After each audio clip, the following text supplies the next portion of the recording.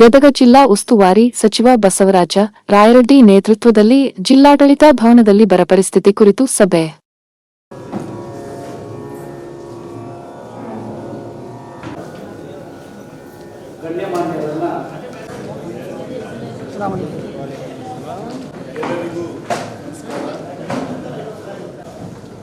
ಬರದ ಪರಿಸ್ಥಿತಿ ಆವರಿಸಿಕೊಂಡಿದೆ.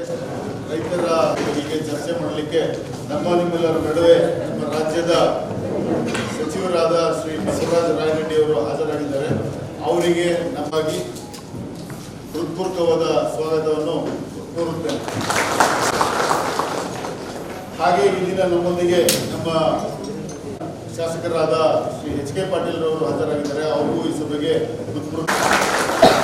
ಹಾಗೆ ಈ ದಿನ ಈ ಜಿಲ್ಲೆ ಮತ್ತೊಬ್ಬರು ಶಾಸಕರಾದ ಶ್ರೀ ಚಂದ್ರವನ್ನು ಕೊಡ್ತೀನಿ. ಮತ್ತೆ ಹೆಸ್ಕಾಂ ಅಧ್ಯಕ್ಷರಾದ, ಹಾಗೆ ಈ ದಿನ ನಮ್ಮ ಜಿಲ್ಲೆಯ ಗ್ಯಾರಂಟಿ ಸಮಿತಿ ಅಧ್ಯಕ್ಷರಾದ ಅಸುಟಿ ಕೊಡ್ತೀನಿ. ಹಾಗೆ ಬೆಟಗೇರಿ ಅರ್ಬನ್ ಡೆವಲಪ್ಮೆಂಟ್ ಅಥಾರಿಟಿಯ ಬಾಬರ್ಸಿ ಅವರಿದ್ದಾರೆ, ಅವ್ರಿಗೂ ಸ್ವಾಗತವನ್ನು ಬಯಸ್ತೀನಿ. ಹಾಗೆ ಜಿಲ್ಲಾ ಪೊಲೀಸ್ ವರಿಷ್ಠಾಧಿಕಾರಿಯಾದ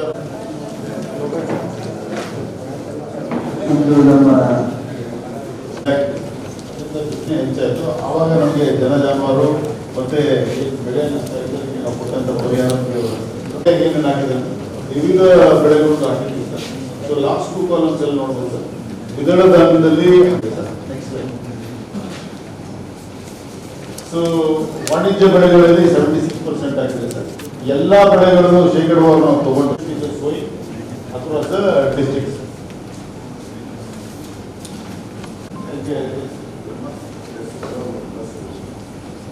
ಇನ್ನೊಂದು ಮುಂಗಾರು ಹಂಗಿನಲ್ಲಿ ಕೃಷಿ ಬೆಳೆ ಫೀಲ್ಡ್ ಇನ್ಸ್ಪೆಕ್ಷನ್ಸ್ ಮೇಲೆ ಇದೊಂದು ಮಾಹಿತಿ ಹಾಕಿದ್ದೀವಿ ಸರ್. ಸೊ ಇದು ಬಿತ್ತನೆ ಅವಧಿ, ಈ ಮೆಕ್ಕೆಜೋಳ ತಗೊಂಡ್ರೆ ನಮಗೆ ಸೋಯಿಂಗ್ ಬಿಟ್ಟು ಅಂತ ಹೇಳ್ತಾರೆ ಅದು. ಸೊ ಇದರೊಳಗೆ ಫಸ್ಟ್ ಇದರಲ್ಲಿ ಸಾಧಾರಣ ಮೇಯಲ್ಲಿ ಮಳೆ ಹೆಚ್ಚಾಗಿದ್ದರಿಂದ ಸೋಯಿಂಗ್ ಎಲ್ಲ ಆಗಿದೆ ಸರ್. ತದನಂತರದಲ್ಲಿ ದೇ ನಾಟ್ ರಿಕವರ್, ಬೆಳೆ ರಿಕವರ್ ಆಗೋ ಪರಿಸ್ಥಿತಿ ಇಲ್ಲ. ಈಗ ಮಳೆ ಬಂದರೂ ಇದು ನಾವು ಏನು ರೈತರಿಗೆ ಹೇಳಕ್ಕೆ ಟ್ರೈ ಮಾಡೋದು, ಗವರ್ಮೆಂಟ್ ಅಲ್ಲೂ ಒಂದು ಪಾಲಿಸಿ ಮಾಡಿದ್ದಾರೆ. ಇಫ್ ರೈನ್ ಫೇಲ್ಸ್, ಇಲ್ಲಿ ಹತ್ತಿ ಇದಕ್ಕೆ ಬಂದ್ಬಿಟ್ಟಿದೆ, ಎಲ್ಲಿ ತೋಟಗಾರಿಕೆ ಅಗ್ರಿಕಲ್ಚರ್ ಆಫೀಸರ್, ನೀವು ಹತ್ತಿಯನ್ನ ಮಾಡೋದಕ್ಕೆ ಅಧ್ಯಯನ ಮಾಡೋದಕ್ಕೆ ಪರಿಹಾರಗಳ ಬಗ್ಗೆ ಸರ್ಕಾರದ ಗಮನಕ್ಕೆ ಹಾಗೂ ಸರ್ಕಾರ ಅವುಗಳನ್ನು ಸ್ಪಂದಿಸೋದಕ್ಕೆ ಆಗಮಿಸಿರ್ತಕ್ಕಂಥ ಕರ್ನಾಟಕ ಸರ್ಕಾರದ ಘನಯುತ ಸಚಿವರಾದ ಸನ್ಮಾನ್ಯ ಬಸವರಾಜ ರಾಯರೆಡ್ಡಿ ಅವರೇ, ಗೆಳೆಯರಾದ ಶಾಸಕರಾದ ಮಾನ್ಯ ಚಂದ್ರಮಣಿಯವರೇ, ಇಸ್ಕಾಂದ ಅಧ್ಯಕ್ಷರು, ಇಂದಿನ ಶಾಸಕರು ಆದಂಥ ಸನ್ಮಾನ್ಯ ಅಜಿಂಬಿ ಖಾದ್ರಿ ಸಾಹೇಬ್ರೆ, ಗ್ಯಾರಂಟಿ ಸಮಿತಿಯ ಅಧ್ಯಕ್ಷರಾದ ಜಿಲ್ಲಾ ಅಧ್ಯಕ್ಷರಾದ ಅಸುಟಿಯವರೇ, ತಾಲೂಕಾ ಅಧ್ಯಕ್ಷರಾದ ಮಂದಾರಿಯವರೇ, ಎಲ್ಲ ಹಿರಿಯ ಅಧಿಕಾರಿಗಳೇ, ಅಭಿವೃದ್ಧಿ ಪ್ರಾಧಿಕಾರದ ಅಧ್ಯಕ್ಷರಾದ ಮಾನ್ಯ ಪ್ರೊಡರ್ಜಿಯವರೇ, ನಿರ್ವಹಿಸತಕ್ಕಂಥ ಎಲ್ಲ ಆಗಮಿಸತಕ್ಕಂಥ ಎಲ್ಲ ಸುದ್ದಿ ಮಾಧ್ಯಮದ ಗೆಳೆಯರೇ, ಸ್ನೇಹಿತರೆ, ಇವತ್ತು ನಮ್ಮ ಬರ ಪರಿಸ್ಥಿತಿಯನ್ನು ಅಧ್ಯಯನ ಮಾಡಿ ರೈತರಿಗೆ ಯಾವ ರೀತಿಯಾಗಿ ಸರ್ಕಾರ ತಕ್ಷಣ ಧಾವಿಸಿ ಬರಬೇಕಾಗಿದೆ ಹಾಗೂ ನಮ್ಮ ನೈಜ ಸ್ಥಿತಿಯನ್ನು ಅಧ್ಯಯನ ಮಾಡೋದಕ್ಕೆ ಪ್ರಯತ್ನಗಳು ಉತ್ತಮವಾಗಿ ನಮ್ಮ ಇದಕ್ಕೆ ಆಗಮಿಸಿದ್ದಾರೆ. ಬಹುಶಃ ಅವರು ಸಚಿವರಾದ ಮೇಲೆ ನೇರ ಜನರೊಂದಿಗೆ ಹಾಗೂ ಸರ್ಕಾರದ ಯೋಜನೆ ಅನುಷ್ಠಾನಕ್ಕೆ ಬಂದಿರುವುದು ನನ್ನ ಪ್ರತಿಕೆ ಮೊದಲು.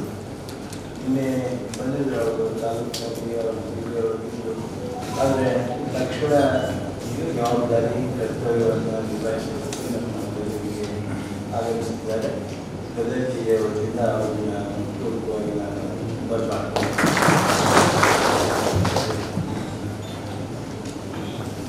ಈ ಬರ ಅರ್ಥೈಸಿಕೊಳ್ಳೋದಕ್ಕೆ ತಾವೇ ಬಂದಿದ್ದೀವಿ. ಮಾನ್ಯ ಮುಖ್ಯಮಂತ್ರಿಗಳು ಸಹಿತ ಎಲ್ಲ ಮಂತ್ರಿಗಳಿಗೆ ತಕ್ಷಣ ಅವರು ಅಲಾಟ್ ಮಾಡಿರ್ತಕ್ಕಂಥ ಜಿಲ್ಲೆಗಳಿಗೆ ಹೋಗಬೇಕು, ಅಧ್ಯಯನ ಮಾಡಿ ತಕ್ಷಣ ವರದಿಯನ್ನು ಕಳಿಸ್ಕೊಡ್ಬೇಕು, ತಂದುಕೊಡ್ಬೇಕು ಅಂತೇಳಿ ಏನು ಕಳಕಳಿಯನ್ನು ತೋರಿಸಿದ್ದಾರೆ. ಅವರು ತಿಳಿಸಿದ್ದನ್ನು ಜೊತೆಗೆ ಮುಂದೆ ಚರ್ಚೆಯ ಸಂದರ್ಭದಲ್ಲಿ ಮತ್ತೆ ವಿಚಾರಗಳನ್ನು ಹೇಳ್ತೀನಿ. ನಮ್ಮ ಎಲ್ಲ ಶಾಸಕರ ಪರವಾಗಿ, ನಮ್ಮ ಎಲ್ಲ ಸ್ನೇಹಿತರ ಪರವಾಗಿ, ರೈತರ ಪರವಾಗಿ, ನಮ್ಮ ಜಿಲ್ಲೆಯ ರೈತರ ಪರವಾಗಿ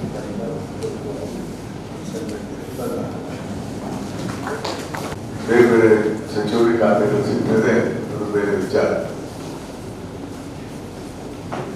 ಆದಾಗ್ಯೂ ಕೂಡ ಮೊನ್ನೆ 3ನೇ ತಾರೀಕು ಅಂದರೆ ಆಗಸ್ಟ್ 3ನೇ ತಾರೀಕು ಆಮೇಲೆ ಏನು ಪ್ರಮಾಣ ವಚನ ಸ್ವೀಕಾರ ಮಾಡಿ ಪ್ರಮಾಣ ವಚನ ತೆಗೆದುಕೊಂಡ ನಂತರ ಮುಖ್ಯಮಂತ್ರಿಗಳು ಕೂಡಲೇ ಕ್ಯಾಬಿನೆಟ್ ಮೀಟಿಂಗ್ ಕರೆದರು. ಕ್ಯಾಬಿನೆಟ್ ಮೀಟಿಂಗ್ ಅಲ್ಲಿ ಚರ್ಚೆ ಆಗಿದ್ದು ಈ ಬರಗಾಲ ಪರಿಸ್ಥಿತಿ ಬಗ್ಗೆ. ಸ್ವತಃ ಎಲ್ಲ ಮಂತ್ರಿಗಳು ಪ್ರತಿ ತಾಲೂಕಕ್ಕೆ ಹೋಗಿ ಅಧ್ಯಯನ ಮಾಡಿ ಅಲ್ಲಿಯ ರೈತರ ಪರಿಸ್ಥಿತಿ ಎಲ್ಲ ವಿಚಾರಗಳನ್ನ ಖುದ್ದಾಗಿ ನೋಡಬೇಕು, ಮಾತಾಡಬೇಕು, ಎಲ್ಲ ಅಧಿಕಾರಿಗಳಿಗೆ ಸ್ಪಷ್ಟವಾದಂತಹ ನಿರ್ದೇಶನವನ್ನು ಕೊಡಬೇಕು ಮತ್ತು ವಿವರಗಳನ್ನು ತೆಗೆದುಕೊಂಡು ಬರಬೇಕು. ಮುಂದೆ ಯಾವ ತರ ಸರ್ಕಾರ ಅನುಕೂಲತೆಗಳನ್ನು ಮಾಡಿಕೊಡಬೇಕು ಅನ್ನೋ ವಿಚಾರದಲ್ಲಿ ಸ್ಪಷ್ಟವಾದಂತಹ ನಿರ್ದೇಶನವನ್ನು ಎಲ್ಲ ಮಂತ್ರಿಗಳಿಗೆ ನೀಡಿದ್ದಾರೆ. ಈಗಾಗಲೇ ಮುಖ್ಯಮಂತ್ರಿಗಳನ್ನ ಬಿಟ್ಟು 32 ಜನ ಮಂತ್ರಿಗಳಾಗಿದ್ದಾರೆ. ಅಲ್ಲಿ ರೆವಿನ್ಯೂ ಮಿನಿಸ್ಟರ್ ಇದ್ದಾರೆ, ಕಂದಾಯ ಮಂತ್ರಿಗಳು, ಅವರು ಉಪಮುಖ್ಯಮಂತ್ರಿಗಳಿದ್ದಾರೆ. ಅವರು ಈ ಇಲಾಖೆ ನಿರ್ವಹಣೆಯನ್ನು ಮಾಡ್ತಾರೆ. ಆದರೆ ಸಾಮಾನ್ಯವಾಗಿ ಪ್ರತಿ ಜಿಲ್ಲೆ, ಪ್ರತಿ ತಾಲೂಕಾಗ 240 ತಾಲೂಕಿದೆ ನಮ್ಮಲ್ಲಿ. ಹೋಗ್ಬೇಕಾದ್ರೆ ಜಿಲ್ಲೆಗೆ ಸಂಬಂಧಪಟ್ಟಂತ ಒಂದು ಶಾಸಕರನ್ನ ಈ ಬರ ಪರಿಸ್ಥಿತಿ ನಿರ್ಣಯಕ್ಕಾಗಿನೇ ನೇಮಕ ಮಾಡಿದಾರಲ್ಲ, ಹೋಗಿ ಭೇಟಿ ಕೊಟ್ಟು ಬರಬೇಕು. ಸೋಮವಾರ ಒಳಗಾಗಿ ಎಲ್ಲ ರಿಪೋರ್ಟ್ ತೆಗೆದುಕೊಂಡು ಬರಬೇಕು ಅನ್ನೋಂಥ ಆದೇಶವನ್ನ ಮುಖ್ಯಮಂತ್ರಿಗಳು ನೀಡಿದ್ರು. ಅದನ್ನ ಸಂಪುಟದಲ್ಲಿ ನಾವೆಲ್ಲ ಒಪ್ಕೊಂಡು, ಹೀಗಾಗಿ ನನಗೆ ಗದಗ ಜಿಲ್ಲೆ ಮಾಡಬೇಕು ಅಂತ ಹೇಳಿದ್ರು. ಅದಕ್ಕೆ ಗದಗ ಜಿಲ್ಲೆಗೆ ನಾನು HK ಪಾಟೀಲ್ ಜೊತೆಗೆ ಮತ್ತು GS ಪಾಟೀಲ್ ಜೊತೆಗೆ, CC ಪಾಟೀಲ್ ಜೊತೆಗೆ, ಚಂದ್ರು ಲಮಾಣಿಯವರ ಜೊತೆಗೆ ಖುದ್ದಾಗಿ ಫೋನ್ನಲ್ಲಿ ಮಾತನಾಡಿ ನಾನು ಬರ್ತೇನೆ, ನಿಮ್ಮ ತಾಲೂಕಿನ ವಿವರಗಳು ಎಲ್ಲರೂ ಸಭೆಯಲ್ಲಿ ಇರಬೇಕು ಅನ್ನೋ ಮಾತನ್ನು ಕೂಡ ನಾನು ಖುದ್ದಾಗಿ ಮಾತನಾಡಿದ್ದೇನೆ. ಮತ್ತು ಇವತ್ತು CC ಪಾಟೀಲರು ಅವರ ಬೇರೆ ಕೆಲಸದಿಂದ ಬರಲಿಕ್ಕೆ ಆಗಿಲ್ಲ, ನರಗುಂದಲ್ಲಿ ಬರ್ತೀನಿ ಅಂತ ಹೇಳಿದ್ದಾರೆ. ಸ್ವಾಗತ ಅವರು. ಈಗ ಪ್ರಮುಖವಾಗಿ ಗದಗ ಜಿಲ್ಲೆ ಬರಗಾಲ ಪರಿಸ್ಥಿತಿ ಬಗ್ಗೆ ನಾನು ಜಿಲ್ಲಾಧಿಕಾರಿಗಳು ವರ್ಣನೆ ಕೊಡಲಿಕ್ಕೆ ಹೇಳಿದ್ದೇನೆ. ಒಟ್ಟಾರೆ ಒಂದು ಮಾತು ಹೇಳಿ ನಾನು hand over to deputy commissioner. ಈ ವರ್ಷ ಕರ್ನಾಟಕದಲ್ಲಿ ಮಲ್ನಾಡಲ್ಲೂ ಕೂಡ ಮಳೆ ಇಲ್ಲ. ಸ್ವಲ್ಪ ಕರಾವಳಿ ಭಾಗದಲ್ಲಿ ಆಗಿದೆ. ಮಲ್ನಾಡು ಪ್ರದೇಶದಲ್ಲಿ ಇತ್ತೀಚಿನ ವಾರಗಳಲ್ಲಿ ಆಗಿದ್ದರಿಂದ ಸ್ವಲ್ಪ ನದಿಗೆ ನೀರು ಬಂದು ಸ್ವಲ್ಪ ತುಂಗಭದ್ರಾ 65% ತುಂಬಲಿಕ್ಕೆ ಸಾಧ್ಯ ಆಗಿದೆ. ಆದರೆ ಬೇರೆ ಬೇರೆ ಡ್ಯಾಮ್ಗಳು ಬಹಳ ಕಡಿಮೆ ಇದ್ದಾವೆ. ಎಕ್ಸೆಪ್ಟ್ ಕೃಷ್ಣ, ನಮ್ಮಲ್ಲಿರುವಲ್ಲಿ ಎಲ್ಲಿ ಡ್ಯಾಮ್ಗಳು ಫುಲ್ ಆಗ್ತಾ ಇಲ್ಲ. ಯಾಕಂದ್ರೆ ಮಹಾರಾಷ್ಟ್ರದಲ್ಲಿ ಹೆಚ್ಚು ಮಳೆ ಆಗಿದೆ. ಹೀಗಾಗಿ ಕೃಷ್ಣಾ ನದಿಗೆ ಹೆಚ್ಚು ನೀರು ಬಂದಿದೆ. ಇನ್ನುಳಿದಂಥ ಪ್ರದೇಶದಲ್ಲಿ ತೊಂದರೆ ಇದೆ. ನಮ್ಮ ಮುಂದೆ ಇರುವಂತಹ ಪರಿಸ್ಥಿತಿ ಬಹಳ ವಿಕೋಪಕ್ಕಿದೆ. ಈಗ ಟ್ರಾನ್ಸ್ಪೋರ್ಟೇಷನ್ ಮತ್ತು ಬೋರ್ವೆಲ್ ಇವೆಲ್ಲ ಹಾಕ್ತಾ ಇರೋದ್ರಿಂದ ಕುಡಿಯ ನೀರು ಸಮಸ್ಯೆ ಆಗ್ತಾ ಇಲ್ಲ. ಇದೇನು ಬಹಳ ಬಿಕಲ್ ಬರ ಇದೆ. ಅದಕ್ಕೆ ಕಾಣಿಸ್ತಾ ಇಲ್ಲ. Because of the all facilities ಸರ್ಕಾರ ಇದೆಲ್ಲ ಕೊಟ್ಟಿದೆ. ಇವತ್ತು ಪ್ರಮುಖವಾಗಿ ನಮ್ಮ ಮುಂದೆ ಬರ ಪರಿಸ್ಥಿತಿ ಬಗ್ಗೆ ಇರುವಂತಹ ಸಮಸ್ಯೆ ರೈತರಿಗೆ ಬೆಳೆ ಹಾಕಿದ್ದಾರೆ, ಬೆಳೆ ಲಾಸ್ ಆಗಿದೆ.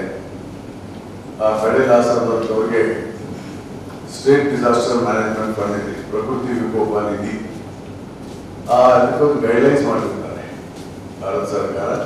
ಅದರಲ್ಲಿ ರಾಜ್ಯ ಸರ್ಕಾರದ ಪಾಲಿರ್ತದೆ, ಕೇಂದ್ರ ಸರ್ಕಾರದ ಪಾಲಿರ್ತದೆ. ಅದು ನಿಯಮಾವಳಿಗಳನ್ನು ಜಿಲ್ಲಾಧಿಕಾರಿಗಳು ಹೇಳ್ತಾರೆ. ಅದರ ಬಗ್ಗೆ ಮಾಡೋಣ. ಮತ್ತೆ ಇನ್ನೊಂದು ಬಿತ್ತನೆ ಆಗಿರ್ತದೆ,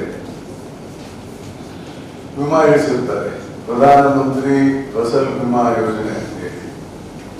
ಪ್ರಧಾನಮಂತ್ರಿ ಫಸಲ್ ವಿಮಾ ಯೋಜನೆಯಲ್ಲಿ ಅಲ್ಲಿ ಕ್ರಾಪ್ ಕಟಿಂಗ್ ಬರ್ತಾರೆ, ಇನ್ಶೂರೆನ್ಸ್ ಕಂಪ್ನಿಯವರು ಬರ್ತಾರೆ ಅಧಿಕಾರಿಗಳ ಜೊತೆಗೆ ಬಂದು ಎಷ್ಟು ಗ್ರೇಡು ಇದಾಗಿದೆ ಗ್ರೇಡ್ ಮೇಲೆ ಮಾಡ್ತಾರೆ. ಪ್ರಧಾನಮಂತ್ರಿ ಫಸಲ್ ವಿಮಾ ಯೋಜನೆ ಅಂದ ತಕ್ಷಣ ಎಂಟೈರ್ ಗವರ್ಮೆಂಟ್ ಆಫ್ ಇಂಡಿಯಾ ಹಣ ಅಲ್ಲ, 50% ರಾಜ್ಯ ಸರ್ಕಾರ ಕೊಡ್ತಿರ್ತದೆ. 50% of the money will be provided by the state government. ಹೆಸರು ಮಾತ್ರ ಪ್ರಧಾನಮಂತ್ರಿ, ಅದು ರಾಜ್ಯದ್ದು ಇದೆ ಅನ್ನೋದನ್ನ ಯಾಕೆ ಗಮನಕ್ಕೆ ತರ್ತೀನಿ ಅಂದ್ರೆ, ರಾಜ್ಯ ಸರ್ಕಾರ ಏನು ಕೊಟ್ಟಿಲ್ಲ ಅಂತ ಯಾರು ಮಾತಾಡಬಾರದು ಅನ್ನೋದಕ್ಕೆ ಗಮನಕ್ಕೆ ತರ್ತಾ ಇದೆ. 50% ಅವರ ಮನಿ. ಮತ್ತು ಇನ್ನೊಂದು ಸಮಸ್ಯೆ ಇದೆ. ಈಗ ಉದಾಹರಣೆಗೆ ಗದಗ ಜಿಲ್ಲೆಯಲ್ಲಿ ನಾನು ನೋಡಿದೆ 90%, 90 ಪಾಯಿಂಟ್ ಸಮಥಿಂಗ್ ಆಗಿದೆ ಬಿತ್ತನೆ. ಅದು ಬಿತ್ತನೆ ಆಗದೇ ಇರೋದು ಒಂದು 10% ಬಿತ್ತಿಗೆ ಆಗಿರೋದು 90 ಅಲ್ಲ. ಇಲ್ಲಿ ನೀವು 90 ಮಾಡಿದ್ದೀರ, ನಾನು ನೋಡಿದ್ರೆ 89.39 ಇತ್ತು. ಈಗ ಲೇಟೆಸ್ಟ್ ನೋಡಿದೆ, ನಿನ್ನೆ ರಾತ್ರಿ ನೋಡಿದಾಗ 89.39 ಇತ್ತು. I've seen on it. I observed. Last night it was 89.39. I JDS better. 89.39 is what you say. Yes, okay, it has changed to 91 now. Whatever. ಅಂದ್ರೆ ಸುಮಾರು ಇನ್ನೂ 10% ಬಿತ್ತನೆ ಮಾಡೇ ಇಲ್ಲ ರೈತ. ಆ ಬಿತ್ತನೆ ಮಾಡದೇ ಇರೋರಿಗೆ ಹಣ ಕೊಡಲಿಕ್ಕೆ SDRF ಅಲ್ಲಿ ಕಾನೂನಿನಲ್ಲಿ ಅವಕಾಶ ಇಲ್ಲ. ಬಿತ್ತನೆ ಮಾಡಿಲ್ಲ ಅಂತ ಟಾಪ್ಲಾಸ್ಗೆ ಅದಕ್ಕೆ ಯಾವ ತರ ಪರಿಹಾರ ಕೊಡಬೇಕು ಅನ್ನೋದ್ರ ಬಗ್ಗೆ ನಾವು ಯೋಚನೆ ಮಾಡಬೇಕಾಗ್ತದೆ. It is A policy matter, state level ಅಲ್ಲಿ ಯೋಚನೆ ಮಾಡಬೇಕಾದಂತ ವಿಚಾರ. ಯಾಕೆ ಸ್ಪಷ್ಟಪಡಿಸ್ತೀನಿ ಅಂದ್ರೆ ಸುಮ್ಮನೆ ಗೊಂದಲ. ಆಮೇಲೆ ಬರ ಪರಿಹಾರದಲ್ಲೂ ಕೂಡ ರಾಜ್ಯ ಸರ್ಕಾರದ ಪಾಲಿದೆ. ರಾಜ್ಯ ಸರ್ಕಾರ ಏನು ಕೊಡಂಗಿಲ್ಲ ಅಂತ ಜಾಸ್ತಿ ಹೋಗಬೇಕು, ಅದಕ್ಕೆ ರಾಜ್ಯ ಸರ್ಕಾರ ಕೊಡ್ತದೆ. ಆಮೇಲೆ ಕುಡಿಯ ನೀರಿಗೆ ಗೈಡ್ಲೈನ್ಸ್ ಇದೆ, ಕುಡಿಯ ನೀರು ರಾಜ್ಯ ಸರ್ಕಾರ ಕೊಡ್ತಾರೆ, ಅದು ಬರ್ತೇನೆ. ಮತ್ತು ಒಟ್ಟು ಮೇವು ಸಂಗ್ರಹಣೆ ಬೇಕಾಗ್ತದೆ ಜಾನುವಾರುಗಳಿಗೆ, ಅದೆಲ್ಲ ವಿಚಾರಗಳನ್ನ ಮಾತನಾಡೋಣ. ಮತ್ತು ಹಿಂದೆ ಉದ್ಯೋಗ ಭರವಸೆ ಯೋಜನೆ, ಮಹಾತ್ಮ ಗಾಂಧಿ ಉದ್ಯೋಗ ಭರವಸೆ ಯೋಜನೆ ಪಾಟೀಲರು ಗ್ರಾಮೀಣಾಭಿವೃದ್ಧಿ ಮಂತ್ರಿ ಇದ್ದಾಗ ಅತ್ಯಂತ ಪರಿಣಾಮಕಾರಿಯಾಗಿ ಆ ಕೆಲಸಗಳನ್ನು ಮಾಡಿದ್ದು, ಹಿಂದಿನ ಸರ್ಕಾರ ಮಾಡಿದ್ದು. ಈಗ ಅದರ ಏಕಾಏಕಿ ಕೇಂದ್ರ ಸರ್ಕಾರ ಟೋಟಲ್ ಗೈಡ್ಲೈನ್ಸ್ ಅನ್ನ ಚೇಂಜ್ ಮಾಡಿಬಿಟ್ಟಿದೆ. ರಾಜ್ಯ ಸರ್ಕಾರ ಬಹಳ ದೊಡ್ಡ ಹೊಣೆ ಹೊರೆ ಆಗಿಬಿಟ್ಟಿದೆ. 60-40 ಮತ್ತು 90-10 ಇತ್ತು. 90% ಕೇಂದ್ರ ಸರ್ಕಾರ ಕೊಡ್ತಾ ಇತ್ತು, 10% ಮಾತ್ರ ರಾಜ್ಯ ಸರ್ಕಾರ ಕೊಡ್ತಾ ಇತ್ತು. ಈಗ ಏನ್ ಮಾಡಿಬಿಟ್ಟಿದ್ದಾರೆ, ಕಳೆದ 3-4 ತಿಂಗಳಿದೆ ಅದರ ಹೆಸರು ಚೇಂಜ್ ಮಾಡಿ UPG ರಾಮ್ಜಿ ಮಾಡಿ 60% ಗವರ್ನರ್ ಆಫ್ ಇಂಡಿಯಾ 40% ಮಾಡಿದ್ದಾರೆ. ಮತ್ತು 100 days ಇದ್ದರೆ 125 days ಮಾಡಿದ್ದಾರೆ. ಹೀಗಾಗಿ ರಾಜ್ಯ ಸರ್ಕಾರಕ್ಕೂ ಬಹಳ ಓವರ್ ಬರ್ಡನ್ ಆಗ್ತದೆ. ಬಹಳ ರಾಜ್ಯ ಸರ್ಕಾರಗಳು ಅವರೇ ಪಾರ್ಟಿ ಕೂಡ ವಿರೋಧ ಮಾಡ್ತಾ ಇದ್ದಾರೆ. Because financial burden. ಯಾಕೆ ನಾನು ನಿಮ್ಗೆ ಅಧಿಕಾರಿಗಳಿಗೆ ಮಾಧ್ಯಮದ ಗೊತ್ತಾಗಿಲ್ಲ ಅಂತ ವಿಚಾರ ನಾನು ಮಾತಾಡ್ತಾ ಇದ್ದೇನೆ. It's A huge burden. ಕೇಂದ್ರ ಸರ್ಕಾರ ಆ ಹೊಣೆ ತರಿಸ್ಕೋಬಾರ್ದಾಗಿತ್ತು. ಹೋಗಿ ಅವ್ರೆ ಈಗ ಟೀಕೆ ಮಾಡುವಂಥ ಸಂದರ್ಭ ನಾನು ಮಾಡ್ತಾ ಇದ್ದೆ. ಆದರೆ it is really big burden. ಅದ್ರ ಬಗ್ಗೆ ಕೂಡ ವಿವರಣೆಯನ್ನು ಕೊಡ್ತಾರೆ. ಇದು ಬರ ಪರಿಸ್ಥಿತಿ ವಿಚಾರಗಳನ್ನ ಇವತ್ತು ಜಿಲ್ಲಾ ಮಟ್ಟ ಮತ್ತು ಗದಗ ತಾಲೂಕಲ್ಲೂ ಕೂಡ ಇಲ್ಲಿ ಇವತ್ತು ನಾವು ಮುಗಿಸ್ತೇವೆ. ಮಧ್ಯಾಹ್ನ ಒಂದು ರೈತರ ಜೊತೆಗೆ ವಿಚಾರಗಳನ್ನ ತಿಳ್ಕೊಳ್ಳಿಕ್ಕೆ ನಾವು ಕಟ್ಟಿಗೆಯಲ್ಲಿ ಮಾಡಿದ್ವಿ. ಇದಾದ್ಮೇಲೆ ನಾನು ಮಧ್ಯಾಹ್ನ ಮುಂಡರ್ಗಿ ಬರ್ತೇನೆ. ಮುಂಡರ್ಗಿ ತಾಲೂಕ ಜಸ್ಟ್ ಮಾಡಿ ಇವತ್ತು ನಾನು ಇಲ್ಲೇ ಇರ್ತೇನೆ. ನಾಳೆ ಕೂಡ ನಾನು ಶಿರಟ್ಟಿ ಲಕ್ಷ್ಮೇಶ್ವರ ಒಂದೇ ಕಡೆ ಮಾಡೋಣ ಅಂತ ಹೇಳಿದ್ದೀನಿ. ಬೇಕಾದ್ರೆ ಲಕ್ಷ್ಮೇಶ್ವರ ಫೀಲ್ಡ್ ಒಂದು ವಿಸಿಟ್ ಮಾಡಿ ಮೀಟಿಂಗ್ ಅನ್ನು ಮಾಡಿ ಮಧ್ಯಾಹ್ನ ಗಜೇಂದ್ರಗಢ ರೋಡ್ ಒಂದೇ ಕಡೆ ಮಾಡಿ ಅಲ್ಲಿ ಕೂಡ ನಾನು ನರಗುಂದ ತಾಲೂಕು ಮಾಡ್ತೇನೆ. ನರಗುಂದಲ್ಲಿ ಬರ ಪರಿಸ್ಥಿತಿ ಇಲ್ಲ. ಅಲ್ಲಿ 18% ಅಂದ್ರೆ ವಾಡಿಕೆ ಮಳೆಗೆ 18% ಹೆಚ್ಚು ಮಳೆ ಆಗಿದೆ ಅಂತ ವರದಿಯನ್ನ ನಮ್ಮ ಅಧಿಕಾರಿಗಳು ಕೊಡ್ತಾ ಇದ್ದಾರೆ. ಬಟ್ ಹೈಯೆಸ್ಟ್ ಅಂದ್ರೆ ಮಳೆ ಕಡಿಮೆ ಆಗಿರೋದು, ವಾಡಿಕೆ ಮಳೆ ಕಡಿಮೆ ಆಗಿರೋದು ಗಜೇಂದ್ರಗಢ ತಾಲೂಕು 47%, ಆಲ್ಮೋಸ್ಟ್ 50% ವಾಡಿಕೆ ಮಳೆ ಕಡಿಮೆ ಆಗಿದೆ. Followed by road taluk. ಆಮೇಲೆ ಗದಗ ತಾಲೂಕನ್ನು ಕೂಡ followed by Gadag taluk. Gadag taluk surprisingly 43% ಇದೆ, -43%. ಎಲ್ಲವೂ ಮೈನಸ್ ಇದಾವೆ ಎಕ್ಸೆಪ್ಟ್ ನರಗುಂದ. ಹೀಗೆ ಎಲ್ಲ ವಿಚಾರಗಳನ್ನ ಚರ್ಚೆಯನ್ನ ನಮ್ಮ ಜಿಲ್ಲಾಧಿಕಾರಿಗಳು, ಸಂಬಂಧಪಟ್ಟ ಇಲಾಖೆ ಅಧಿಕಾರಿಗಳು ಸ್ಮಾಲ್ ಬ್ರೀಫಿಂಗ್ ಮಾಡಿ, ಮತ್ತೆ ಅದಕ್ಕೆ ಶಾಸಕರೇನಾದರೂ ಹೇಳೋದಾದ್ರೆ ಹೇಳಿ, ಅದಕ್ಕೆ ಜಿಲ್ಲಾಧಿಕಾರಿಗಳು ಈ ಬರ ಸಂಬಂಧಪಟ್ಟಂತ ವಿಚಾರದಲ್ಲಿ ಮತ್ತು ನಂತರ ಕುಡಿಯುವ ನೀರಿನ ಸಂಬಂಧಿ ಪ್ರಾಬ್ಲಮ್ ಇಲ್ಲ. ಯಾಕಂದ್ರೆ ಇದ್ದಾಗ ಕುಡಿಯುವ ನೀರು ನದಿ ನೀರಿನಿಂದ ಮಾಡಿಕೊಟ್ಟಿದ್ದಾರೆ. ಹೀಗಾಗಿ ಅದರ ಬಗ್ಗೆ ನಮಗೆ ಕಡಿಮೆ ಪ್ರಮಾಣದ ತೊಂದರೆ ಇರಬಹುದು, ಇರಲಿಕ್ಕಿಲ್ಲ. ಹೀಗಾಗಿ ಎಲ್ಲ ವಿಚಾರಗಳನ್ನು ಜಿಲ್ಲಾಧಿಕಾರಿಗಳು ವಿವರಣೆ ಕೊಡಿ. ಸಾಧ್ಯವಾದಲ್ಲಿ ಆ ಜಿಲ್ಲೆಯ ತಹಸೀಲ್ದಾರರು ಕೂಡ ಮಾತನಾಡಬಹುದು. ಮತ್ತು ಅದಕ್ಕೆ ಏನಾದರೂ ಅವಶ್ಯಕತೆ ಇದ್ದರೆ ದಯವಿಟ್ಟು ಶಾಸಕರು ಕೂಡ ತಮ್ಮ ಸಲಹೆಗಳನ್ನು ಕೊಡಬೇಕು. ಏನು ಈ ಹಂಗಾಮಿನಲ್ಲಿ ಮಳೆಯ ಪರಿಸ್ಥಿತಿ ಇದೆ ಅದರದ್ದೊಂದು ಸೂಕ್ಷ್ಮ ಚಿತ್ರಣ ತೋರಿಸ್ತಾ ಇದ್ದೀವಿ. ಸೊ ಇದರೊಳಗೆ ತಾವು ನೋಡ್ಬೋದು, ಲಾಸ್ಟ್ ಕಾಲಮಲ್ಲಿ ಒಂದು ಇಲ್ಲಿವರೆಗೂ ಏನು ಮಳೆಯ ವ್ಯವಸ್ಥೆ ಇತ್ತು ಅದು ಜೂನ್ 1ನೇ ತಾರೀಕಿಂದ 5th ಆಗಸ್ಟ್ವರೆಗೂ ಇರೋದ್ರಲ್ಲಿ ಗದಗ ಗಾಟ್ ಡಿಪಾರ್ಚರ್ ಆಫ್ 43%. ಅಂದರೆ ವಾಡಿಕೆ ಮಳೆ 182% mm ಆಗಬೇಕಿತ್ತು, ನಮಗೆ 104 mm ಮಾತ್ರ ಆಗಿದೆ. ಸೊ ನಮಗೆ 43% ನೀರಿನ ಮಳೆಯ ಕೊರತೆ ಆಗಿದೆ, -43. ಹಾಗೆ ಬಂದ್ರೆ ಮುಂಡರ್ಗಿಗೆ -33 ಆಗಿದೆ. ನರಗುಂದ ಒಂದು ಹೊರತುಪಡಿಸಿ ನಮ್ಮ ಜಿಲ್ಲೆಯಲ್ಲಿ ಎಲ್ಲ ಕಡೆನೂ ಕೊರತೆ ಇದೆ. ನರಗುಂದಲ್ಲಿ ಏನಾಗಿದೆ ಅಂತ ಹೇಳಿದ್ರೆ ನಾವು ನೋಡ್ಬೋದು, ಜೂನಲ್ಲಿ ಪಾಸಿಟಿವ್ ಆಯಿತು. ಸೊ ಆ ಪಾಸಿಟಿವಿಟಿ ನಮಗೆ ಮತ್ತೆ ತಿರ್ಗಾ ಆಗಸ್ಟ್ ಅಲ್ಲಿ ಹೆಚ್ಚು ಈ ಒಂದು 5 ದಿನದಲ್ಲಿ ಮಳೆ ಬಂದಿದೆ, ಆದ್ರಿಂದ ಅಲ್ಲಿ ಹೆಚ್ಚು ಅಂತ ತೋರಿಸ್ತಾ ಇದೆ. ಬಟ್ ಓವರ್ ಆಲ್ ನನ್ನ ಈ ಒಂದು ಪರಿಸ್ಥಿತಿನ ಅವಲೋಕನ ಮಾಡೋಕ್ಕೆ ನಮ್ಗೆ ಇನ್ನ ಆಗಸ್ಟ್ ಕಡೆಯವರೆಗೂ ಟೈಮ್ ಇದೆ to estimate the real loss ಮಳೆ ಕೊರತೆ ಬಗೆಗೆ. ಸೊ ಇದೂ ಸಹ ನಮ್ಮ ಅಂದಾಜಲ್ಲಿ ನಾವು ಬೆಳೆ ಸಮೀಕ್ಷೆ ಸುತ್ತು ಮಾಡಿರೋದ್ರಲ್ಲಿ even there it is not in a good shape, though the numbers are showing like this. ಆದರೆ ರೋಡಲ್ಲೂ ಸಹ ನಮಗೆ 38% ಡಿಫಿಸಿಟ್ ರೇನ್ಫಾಲ್. ಹಾಗೆ ಕಪ್ಪು ಶಿರಟ್ಟಿ 27% ಡಿಫಿಸಿಟ್ ಆಗಿದೆ. ಗಜೇಂದ್ರಗಢದಲ್ಲಿ 47% ಆಗಿದೆ. ಲಕ್ಷ್ಮೇಶ್ವರದಲ್ಲಿ -18% ಇದೆ. ಇದು ಯಾಕೆ ನಾವು ಈ ಪರ್ಸೆಂಟೇಜ್ ಹೇಳ್ತಾ ಇದ್ದೀವಿ ಅಂತ ಹೇಳಿದ್ರೆ, ಗವರ್ಮೆಂಟ್ ಆಫ್ ಇಂಡಿಯಾ ನಾರ್ಮ್ಸ್ ಪ್ರಕಾರ 20%ಗಿಂತ ಜಾಸ್ತಿ ಡಿಫಿಸಿಟ್ ಆಯಿತು ಅಂದರೆ ಇಟ್ ಕಮ್ಸ್ ಅಂಡರ್ ಡ್ರಾಟ್. ನಮ್ಮ ಜಿಲ್ಲೆಯಲ್ಲಿ except Naragund is also closer to drought.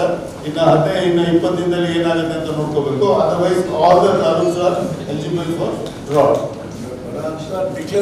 Declare ಮಾಡಕ್ಕೆ ಪೂರಕವಾದ ವಾತಾವರಣ ಆಗಿದೆ, ಮತ್ತೆ ರೈತರಿಗೆ ಸಂಕಷ್ಟ ಅನ್ನೋದು ಎದುರಿಗೆ ಬಂದಿದೆ.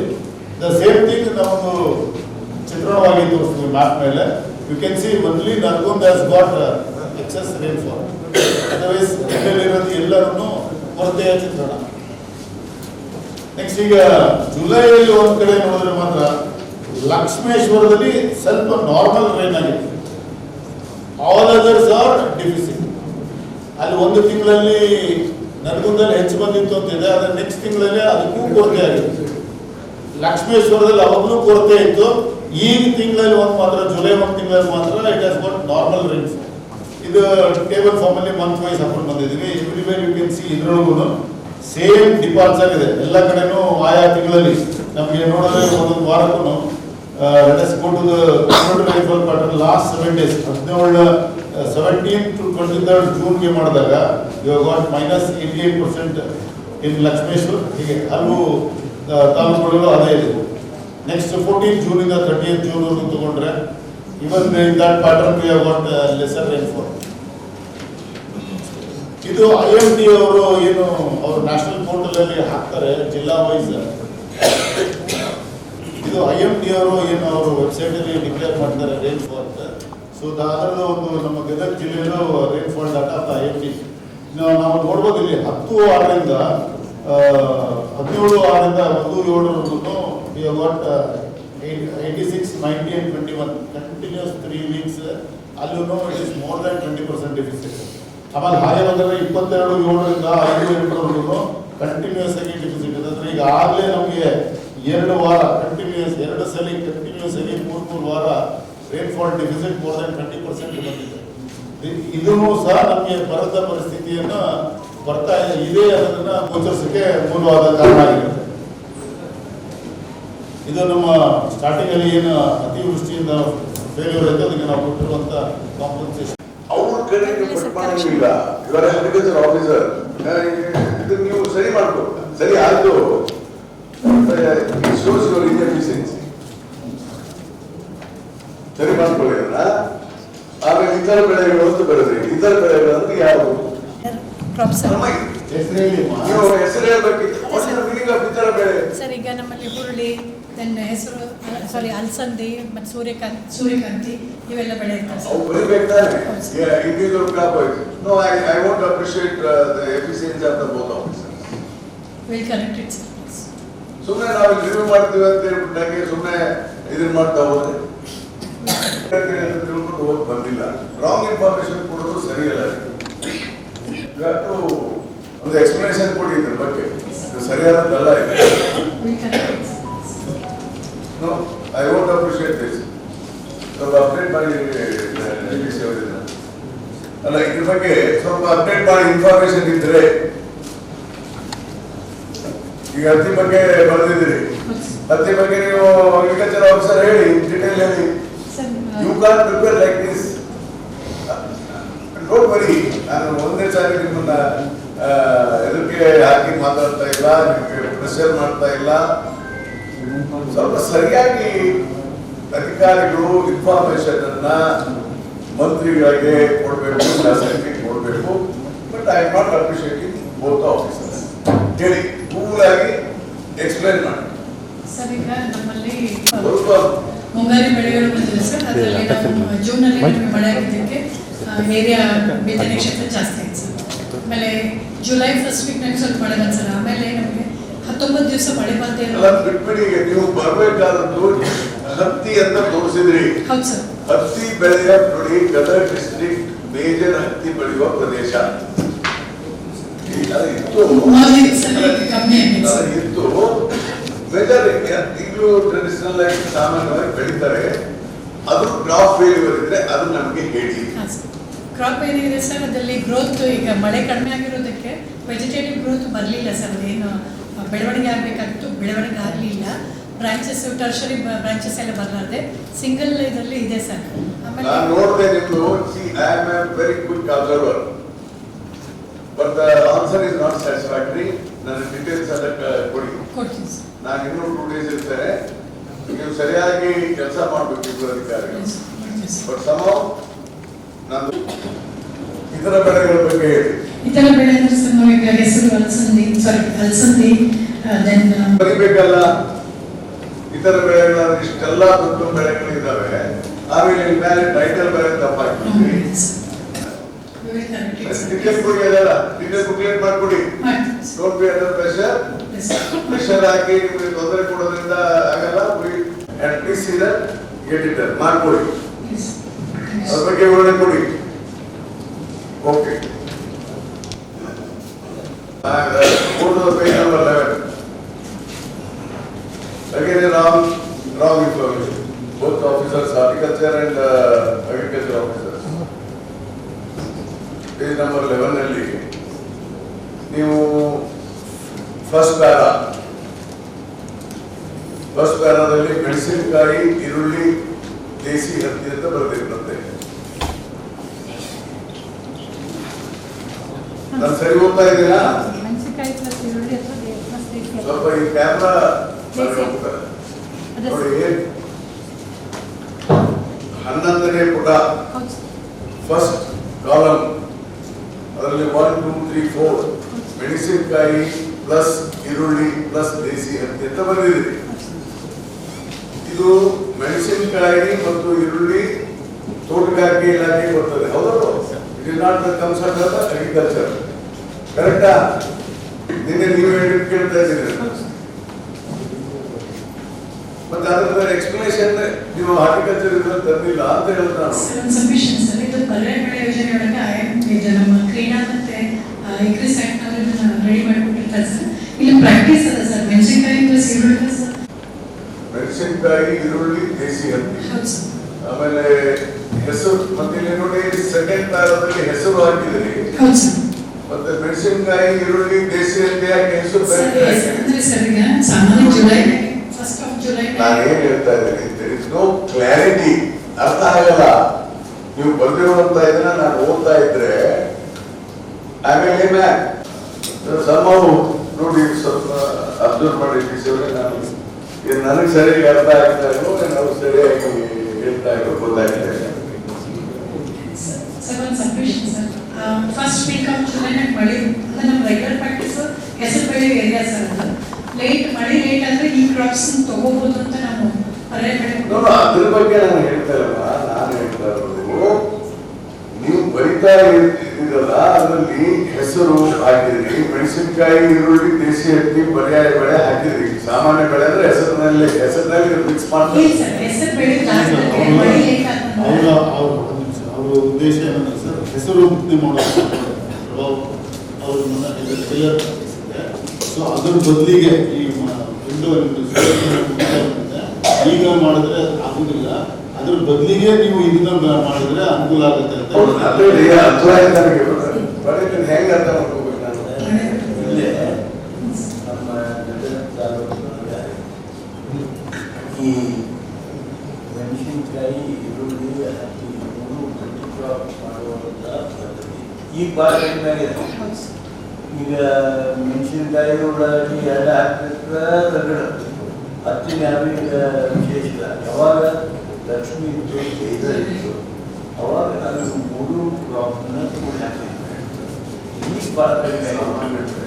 ಹೌದಲ್ರಿ? ಕೊರೋನಾವೆಲ್ಲ ನಿನಗೆ ಹೌದಲ್ಲ? ಇದು ನಮ್ಮ ತಾಲೂಕಿನಾಗ ಅಷ್ಟೇ ಹೆಚ್ಚಿಗೆ ಇಲ್ಲ. ಈಗ ನಿಮ್ಮ ತಲೆ ಯಲಬುರ್ಗಕ್ಕೆ ಹೋದ್ರೆ ಈ ಮಲ್ಟಿ ಕ್ರಾಪ್ ಮುಂಗಾರಿಗಂತೂ ಹಾಕಲೇ ಇಲ್ಲ ಅಂತ ಹೇಳ್ಬೇಕು ನೀವು. ಸಾಮಾನ್ಯವಾಗಿ ರೈತರು ಈ ತರ ಬೆಳೀತಾರೆ, ಅದಕ್ಕೆ ಪರ್ಯಾಯವಾಗಿ ಈ ತರ ಬೆಳಿಬೇಕು ನೀವು ಅಂತ ನೀವು ಅಡ್ವೈಸ್ ಮಾಡ್ತಾ ಇದ್ದೀರಿ. ಹೌದಾ? ರೆಕಮೆಂಡೇಶನ್ ಮಾಡ್ತೀವಿ ಸರ್. ಪರ್ಯಾಯ ಮೇಲೆ ಅರ್ಥ ಆಯ್ತು ನನಗೆ. ಅದು ನೀವು ಇದನ್ನು ಓದಿದ್ರೆ ನನಗೆ ಏನ್ ಗೊತ್ತಾಯ್ತಮ್ಮ ಹೇಳ್ರಿ ನೋಡ. ನೀವು ಪುತ್ರದ್ದು ಏನ್ ಬರ್ತೀರಿ, 26-27 ಸಾಲಿನ ಗದಗ ಜಿಲ್ಲೆಗೆ ತಾಲೂಕುವಾರು ಮುಂಗಾರು ಹಂಗಾಮಿಗೆ ಪರ್ಯಾಯ ಬೆಳೆ ಯೋಜನೆ. ನೀವು ಪರ್ಯಾಯ ಬೆಳೆ ಯೋಜನೆ ಅಂದ್ರೆ ರೈತರಿಗೆ ಸಲಹೆ ಕೊಡ್ತಾ ಇದ್ದೀರ ನೀವು. ಮತ್ತೆ ಅದನ್ನ ಬಡಿಬೇಕಲ್ಲ ನೀವು. ಪರ್ಯಾಯ ಯೋಜನೆ ನೀವು ಮಾಡ್ತಾ ಇದ್ದೀರ. ನೀವು ಕ್ಲೀನ್ ಆಗಿ ತಾಲೂಕುವಾರು ಮುಂಗಾರು ಹಂಗಾಮಿಗೆ ಸಾಮಾನ್ಯವಾಗಿ ಬೆಳೆ ಬದಲು ಪರ್ಯಾಯವಾಗಿ ಬೆಳೆ ಪದ್ಧತಿ ಯೋಜನೆ ರೈತರಿಗೆ ಕೊಡುತ್ತಿರುವ ಸಲಹೆ ಅಂತ ಬರೆದು ಕನ್ನಡದಲ್ಲಿ ಸ್ಪಷ್ಟವಾಗಿ ಅರ್ಥ ಆಗುತ್ತೆ. ಇಲ್ಲ ನನಗೆ ಹೆಂಗೆ ಅರ್ಥ ಆಗುತ್ತೆ, ಅದಕ್ಕೆ ನಾನು ಹೇಳಿದ್ದು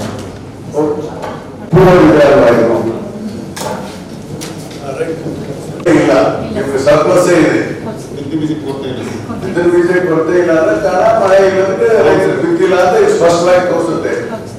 this shows the index. there is a drought, right? ನೋಡಿ, ಇದು ಒಳ್ಳೇದಿದ್ರೆ ಒಳ್ಳೇದು ಮಾಡಿದ್ದೀನಿ ಅಂತ ಹೇಳ್ತೀನಿ. ಮೆಟ್ರಿಕ್ ಟನ್ಸ್ ಉಳ್ಕೊಂಡಿದೆ ಇದರಲ್ಲಿ. That means it shows that there is a drought. ಒಂದು ಸಬ್ಮಿಷನ್. ಈ ನಮ್ಮಲ್ಲಿ ಸಿಕ್ಲಿ ಅವರು ಹಾವೇರಿ ಭಾಗಕ್ಕೆ ಬರ್ತಾರೆ. FID ಕ್ರಿಯೇಟ್ ಮಾಡಿದ್ರೆ ಹಾವೇರಿ ಭಾಗದ ಜಮೀನು ಹೆಸರು ಇನ್ನು ಇಲ್ಲಿ FID ಹಾವೇರಿ ಭಾಗದಿಂದ ಅಲ್ಲಿ ಬೀಜ ಗೊಬ್ಬರ ಬೀಜ ತಗೊಳ್ಳಿ ಅಂತ ಹೇಳಿ ನಮ್ಮ ಸಿಕ್ಲಿ ಭಾಗದಲ್ಲಿ ಏನೇನಂದ್ರೆ ಒಂದು 50% ಆಗ ರೈತರು ಎಲ್ಲ ಹಾವೇರಿ ಭಾಗದಲ್ಲಿ ಇದೆ ಸರ್. ಈ FID ಹಾವೇರಿ ಭಾಗದಲ್ಲಿ ಕ್ರಿಯೇಟ್ ಆಗಿದೆ ಸರ್. ಇಲ್ಲಿ ನೋಡಿದ್ರೆ ಬೀಜ ಮತ್ತು ಗೊಬ್ಬರ ತಗೊಳಕ್ಕೆ ಅವ್ರಿಗೆ ಅನುಕೂಲ ಆಗ್ತಿಲ್ಲ. ನಮ್ಮಲ್ಲಿ ಸೊಸೈಟಿ ಇತ್ತು. ಅಲ್ಲೇ ಮಾತಾಡ್ಬೇಕು ಸರ್. ಹಾವೇರಿ ಇಲ್ಲಿ ವಾಸ ಇದ್ದಾರೆ, ಅಲ್ಲಿ border villages residing in Gadag, but land is in Haveri district ಹಾವೇರಿಗೆ ಅವ್ರದ್ದು ಲೆಕ್ಕಾಚಾರ ತಗೋಬೇಕು ಸರ್. ಸ್ವಾಭಾವಿಕ ಸೊ ನಮಗೆ ಬಂದಿರೋದು ಅದು ಪಾಲಿಸಿ ಲೆವೆಲಲ್ಲಿ ಏನಾರು ಒಂದು ಮಾಡ್ಲಿಕ್ಕೆ ಬರೋದಿಲ್ಲ. ಹೆಂಗ್ ಮಾಡ್ಲಿಕ್ಕೆ ಹೋದ್ರೆ ಈಗ ನಾನು ನಮ್ಮೂರಲ್ಲಿ ತಲುಪಿದಾಗಿದೆ ನನ್ನ ಬೋರ್ಡ್ ನನ್ನ ಜೊತೆ ನೀವು ಅಲಿಗುಡಿ ಬೇಕಂದ್ರೆ ಗದಗ ಜಿಲ್ಲಾ ಕರ್ಕೊಂಡು ಸರ್ ಬಾರ್ಡರ್ ಇದೆ ಸರ್. ಹೋಗ್ತೇನ್ರಿ ಬಾರ್ಡರ್ ಮತ್ತೆ ಅಲ್ಲಿ ಹೆಂಗೆ ನಾವು ಇಲ್ಲಿ ಗದಗ ಜಿಲ್ಲಾದ ಹೆಂಗಾಗಿ ಇದು ಮಾಡಲಿಕ್ಕೆ ಅದ್ರ ಹಾವೇರಿ ಜಿಲ್ಲಾದ ಹೋದರೆ ಈಗ ನನ್ನ ಫಾರ್ಮ್ ಧಾರವಾಡದಾಗಿದೆ. ಅಲ್ಲ ಸರ್, ನಾನು ಈ ಬಾರ್ಡರ್ ಇರುವಂತ ರೈತರ ಸಮಸ್ಯೆ ಸರ್. ಈಗ ಅದು ಸಿಗ್ಲಿ ಸರ್, 60% ಆಫ್ ರೈತರು ಒಂದು ವಿಲೇಜ್ ಸರ್, ದೊಡ್ಡ ವಿಲೇಜ್, ಗ್ರಾಮ ಪಂಚಾಯತಿ ವಿಲೇಜ್. ಸಲಹೆ ಬಗ್ಗೆ ಸಲಹೆ ಉತ್ತಮ ಉತ್ತನೇ ಕಷ್ಟ ಏನಂದ್ರೆ ಜಿಲ್ಲಾಧಿಕಾರಿಗಳು ಅದನ್ನ ಯಾವ ತರ ನಿಭಾಯಿಸಬೇಕಾದ್ರೆ ಅದೇ ಮಾಡ್ಬೇಕಲ್ಲ. ಅಲ್ಲಿ ಜಿಲ್ಲಾಧಿಕಾರಿಗಳು ಸರ್ ಆಸ್ ಆಫ್ ನಾವು ಅದಕ್ಕೆ ಪಾಲಿಸಿಲಿ ಅವಕಾಶ ಇಲ್ಲ ಸರ್. ಲ್ಯಾಂಡ್ ಏನಿದೆ ಅದು ತಗೋಬೇಕು. ದಿಸ್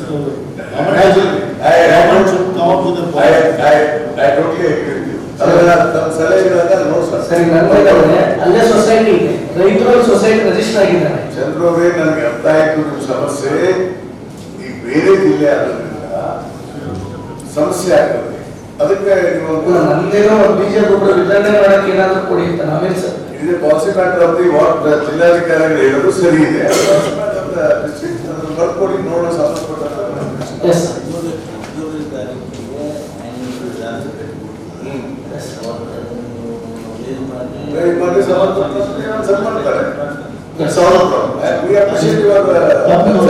ತಮ್ಮದೊಂದೇ ಪ್ರಾಬ್ಲಮ್ ಇಲ್ಲ ಸರ್, ಸುಮಾರು ಬಾರ್ಡರ್ ಹಳ್ಳಿಗಳಲ್ಲಿ ಸಮಸ್ಯೆ ಇರುತ್ತೆ ಸರ್.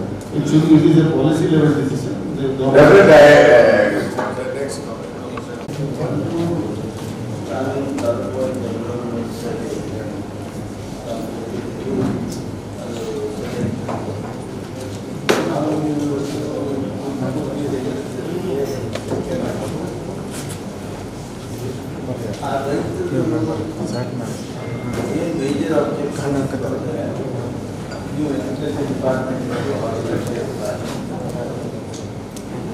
ಅವರು ಹತ್ತಿ ಮೆಣಸಿನಕಾಯಿ ಉಳ್ಳಾಗಡ್ಡಿ ಹಾಕಲ್ಲ. ಅಲ್ಲೇನು ಮಾಡಿದೆ, ನೀವು ಬರೀ 10% ತೋರಿಸಿದೆ, 10% ವಿಮಾ ಆಗಿದೆ. ಅಥವಾ ಹೋದ ವರ್ಷದ್ದು 25-26 ಬರೀ 10% ಬಂದದ್ದು. ಮೆಣಸಿನ್ಕಾಯಿ ಬರಲೇ ಇಲ್ಲ, ಉಳ್ಳಾಗಡ್ಡಿಯಿಂದ ಬರಲಿಲ್ಲ. ಅವೆರಡು ನಮ್ಮ ಗದಗ ತಾಲೂಕಿನೊಳಗೆ ಟೋಟಲ್ ಎಲಿಮಿನೇಟ್ ಮಾಡಿಬಿಟ್ಟು ಒಂದು 3 ಇಶ್ಯೂಸು ನಾ ಇದ್ದೆ, ಡಿ ಸಿ ಅವರಿದ್ದರು, ಅಸಿಸ್ಟೆಂಟ್ ಕಮಿಷನರ್ ಇದ್ದರು, ನಿಮ್ಮ ಕೊರೋನಾ ಅವರಿದ್ದರು. ಅವ್ರು ಏನು ರೇಸ್ ಮಾಡಿದ್ರು ಅದೆಲ್ಲ ಸರಿನೇ. ಅದಕ್ಕೆ ನಾನು ಡಿ ಸಿ ಅವ್ರಿಗೆ ಏನು ನೀವು ನಾವು ಒಪ್ಪಿಕೊಂಡು ಅದು ವಾಸ್ತು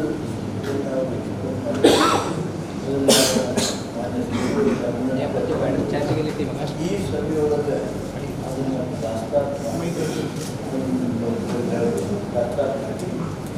ಮೇಲೆ ಪತ್ರ ಬರೆದಿದ್ರು, ಅದನ್ನು ಸಾಲ್ವ್ ಮಾಡ್ತಾರೆ.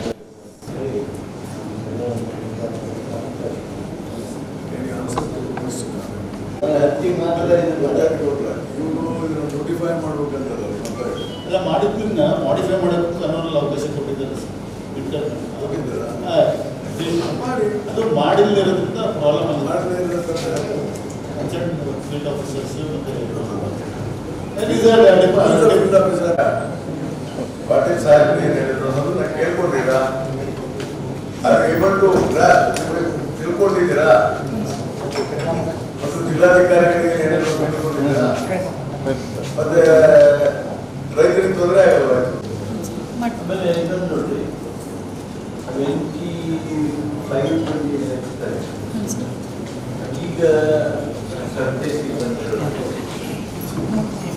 ಪ್ಲಾಟ್ಸ್ ಒಂದು 2 ಇಂಚ್ ಇದೆ. ಆ 15 ಕ್ರಾಪ್ ಕಟಿಂಗ್ ಎಕ್ಸ್ಪೆರಿಮೆಂಟ್ ಮಾಡಿರಿ, ಅದ್ರದ್ದು 24, 29, 26 ಬಂದೈತಿ. ಆದ್ರೆ ಅದನ್ನೇನೋ ನೀವು ಅಪ್ಲೋಡ್ ಮಾಡ್ಬೇಕಾದ್ರೆ ನಿಮ್ಮ ಮೊಬೈಲ್ ಕೆಡ್ತು, ಮತ್ತೊಂದು ಮೊಬೈಲ್ ಕೆಡ್ತು ಅಂತಾಗಿ ಬರೀ 9 50 ಪ್ಲಾಟ್ಗೆ ನೀವು ಸರಾಸರಿ ತೆಗೆದು ಸುಮಾರು 1,000ಕ್ಕಿಂತ ಹೆಚ್ಚು ರೈತರಿಗೆ ವಿಮಾನ ಬರಲ್ಲ ಮಾಡಿದೆ. ನೀವು ಅದರದ್ದು ಎವರೇಜ್ ಹಿಡ್ಕೊಂಡ್ರಿ ಅಂದ್ರೆ ಅವರೆಲ್ಲರೂ ಎಲಿಜಿಬಲ್ ಫಾರ್ ಇನ್ಶೂರೆನ್ಸ್ ಆಗ್ತದೆ. ಆದ್ರೆ ಆ 10ನೇ ಪ್ಲಾಟನ್ನ ನೀವು ಪೂರ್ತಿ ಕೈ ಬಿಟ್ಟಿದ್ದೀರಿ.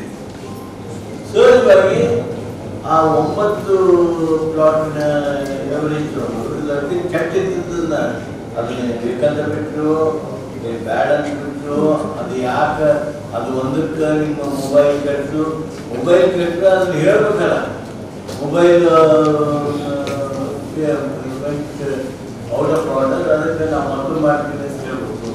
ನಿಮ್ಮ ಮೊಬೈಲ್ ಕೆಟ್ಟಿರ್ತಕ್ಕ ಸಾವಿರಾರು ರೈತರನ್ನ ತೊಂದರೆಗೆ ನೀವು ಹಾಕಬಾರ್ದು. ಅದಕ್ಕೆ ಏನ್ ಮಾಡ್ತೀರಿ, ಏನ್ ಮಾಡಬೇಕು ಅನ್ನೋದನ್ನ 3 ಜನ ತೆಗ್ದಿದ್ರು ಸರ್. 3 ಜನ ಇರ್ತಾರೆ ಸರ್. ಅಗ್ರಿಕಲ್ಚರ್ ತೋಟಗಾರಿಕೆ ಡಿಪಾರ್ಟ್ಮೆಂಟ್ ಮೊಬೈಲ್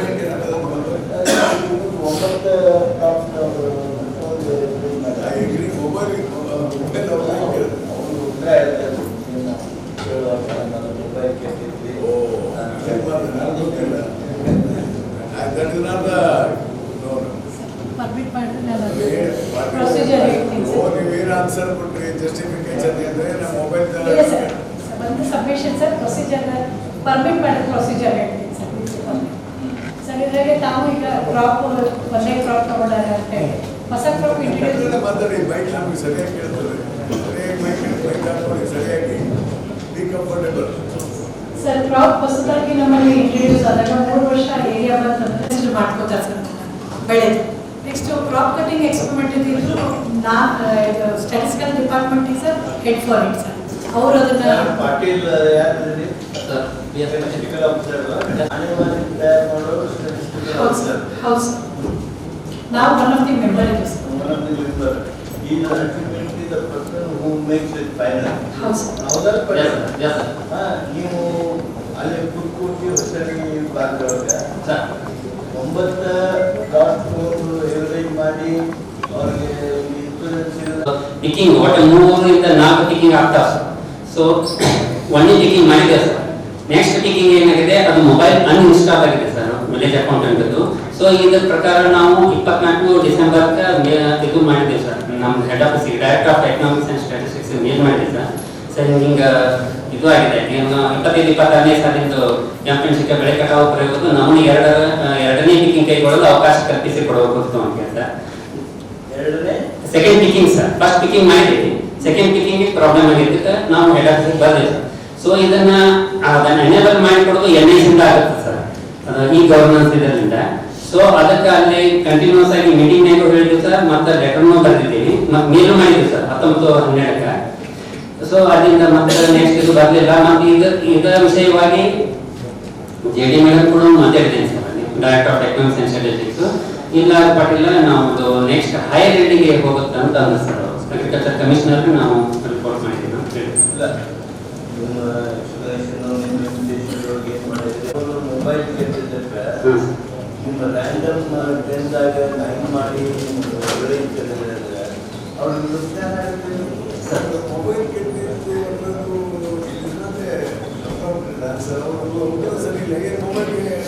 ಸರ್ ಏನಿದ್ರು ಮೊಬೈಲ್ ಆ್ಯಪ್ ಬೆಳೆ ಕಟ್ ಆಫ್ ಬೇಕಾಗತ್ತೆ. ಸೊ ಇದೇ ತರ ಇದು ಒಳ್ಳೆಯದಾಗಿತ್ತು, ಒಳ್ಳೆ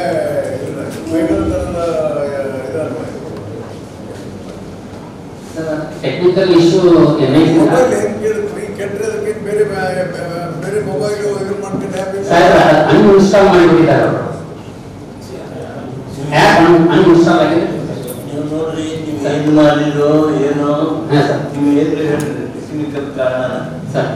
ರೈತರಿಗಂತೂ ಉಳ್ತಾನೆ. ನಾನು ಅನ್ಯಾಯ ಮಾಡಿದ್ರು, ಅಲ್ಲ ಅನ್ಯಾಯ ಮಾಡಿದ್ರು ಉಳ್ತಾನೆ. ನಾನು ಇಷ್ಟ ನಿಮ್ಗೆ ಕೇಳ್ತೇನೆ, ಏನು ತೊಂದರೆ ಏನು ಮಾಡಿ ಅದಕ್ಕೆ ಸರಿಯಾದ ಪರಿಹಾರ ಸಂಬಂಧಪಟ್ಟತಕ್ಕಂಥ ಅಧಿಕಾರಿಗಳು ಬರುವಾಗ ಮಾಡಿಕೊಂಡು ಇದ್ದವಾಗ ಸಾವಿರಾರು ರೈತರಿಗೆ ಆ ಒಬ್ಬರು ಹೇಳಿದ್ರೆ 8 ಮಂದಿ ರೈತರಿಗೆ ಹೋಗುತ್ತೆ. ವಿಮಾ ಯೋಜನೆ ಇಂಪ್ಲಿಮೆಂಟ್ ಆಗೋದಿಲ್ಲ. ಸಿ ಕಂಡಕ್ಟ್ ಮಾಡಿ ಪ್ರಧಾನಮಂತ್ರಿ ಫಸಲ್ ಬಿಮಾ ಯೋಜನಾ ಎಷ್ಟು ರೈತರಿಗೆ ಇದರಿಂದ ತೊಂದರೆ ಆಗ್ತದೆ ಆ ಪರ್ಟಿಕ್ಯುಲರ್ ಮೂರು ಹೋಬಳಿ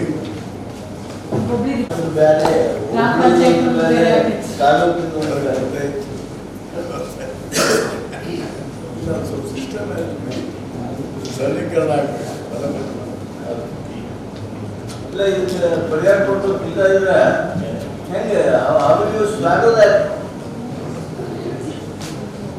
ನನ್ನ ಮೊಬೈಲ್ ಗಿಟ್ಟಿತ್ತು ಅಂತೇಳಿ ವಾಪಸ್ ಮಾಡಿ ನಾವು ಬಿಟ್ಟಿದ್ದೀನಿ ಅದು ಹಂಗಾದ್ರೆ ಸರ್ ನಮಸ್ತೆ ಸರ್.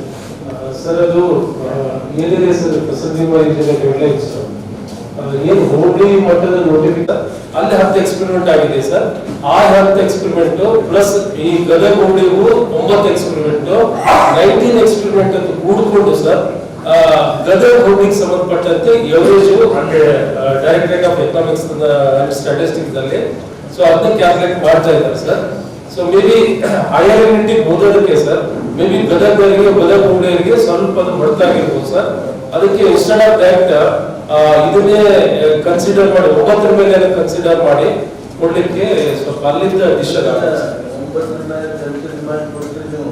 ಅದು 15 ರಿಸಲ್ಟ್ ಐತಲ್ಲ ಅದ್ರ 24 25 ಎಷ್ಟು ಕಡಿಮೆ ಇದ್ದದ್ದು ಬದಲಿದೆ. ಅದಾದ್ರೆ ಅದನ್ನ ಹಿಡ್ಕೊಂಡ್ರೆ 10 ಎವರೇಜ್ ತೆಗೆದಾಗ all that is going to be eligible. ಈಗ ಸರ್ ಒಂದು submission sir that 10th experiment ಏನಾಗಿದೆ ಸರ್ ಅದು ಕಂಪ್ಲೀಟ್ ಆಗಿಲ್ಲ ಸರ್. ಫಸ್ಟ್ ಪಿಕ್ ಒಂದಾಗಿದೆ ಸರ್, ಸೆಕೆಂಡ್ ಅಂಡ್ ಥರ್ಡ್ ಪಿಕ್ಕಿಗೆ ಸ್ಟಾಪ್ ಆಗಿಬಿಟ್ಟಿದೆ sir. Experiment is complete in the agriculture.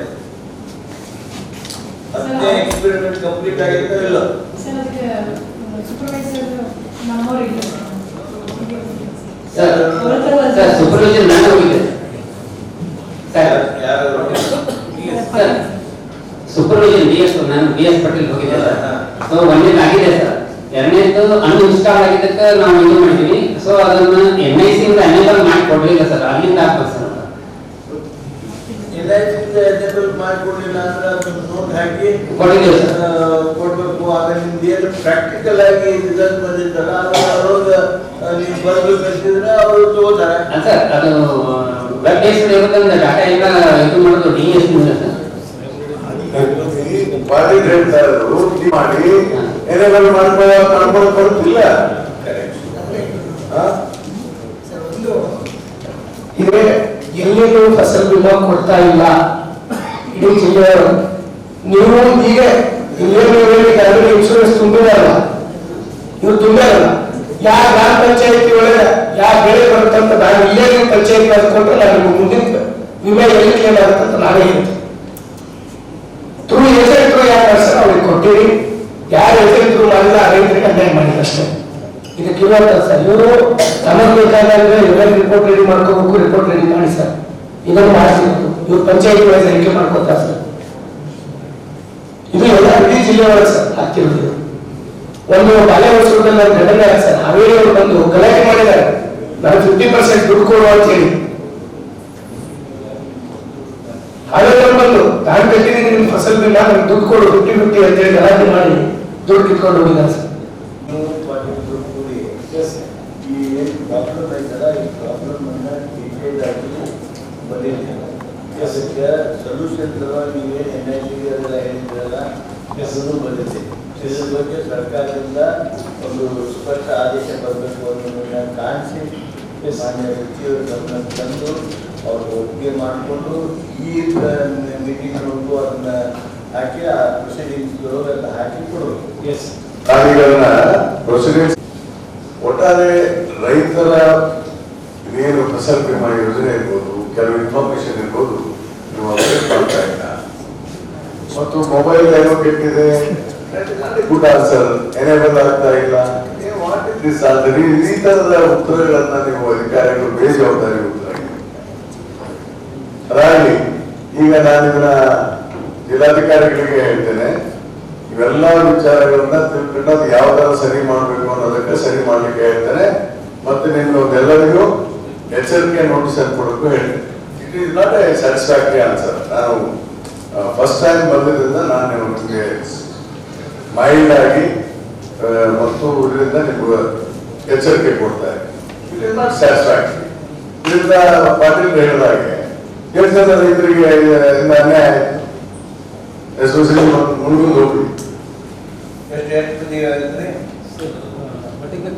Statistics ಇಲ್ಲ ಅವ್ರ ಹತ್ರ. ಇನ್ನು ಮುಂದೆ ನೋಡ್ತಾರೆ ಲೈನ್ ಲಯರ್ಸ್.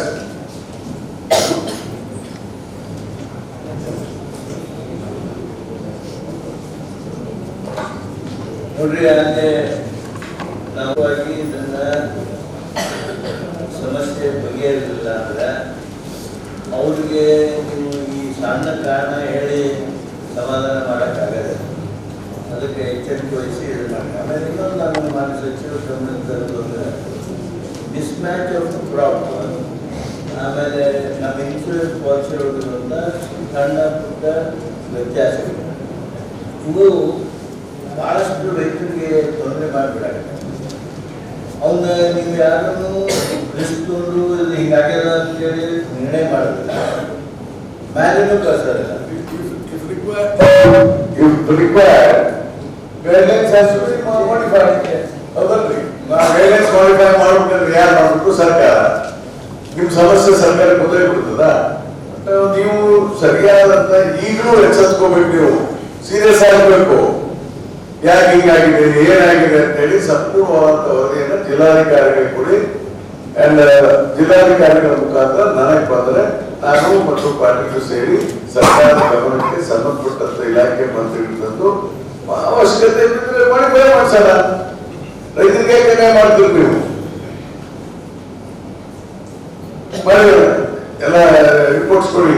ನೋಡಿ, ಡಿಫೆನ್ಸ್ ಅಗ್ರಿಕಲ್ಚರ್ ಕೂತ್ಕೊಂಡು ನಿಮ್ ಕಮಿಟಿ ಇದೆಯಾ ಇದರಲ್ಲಿ?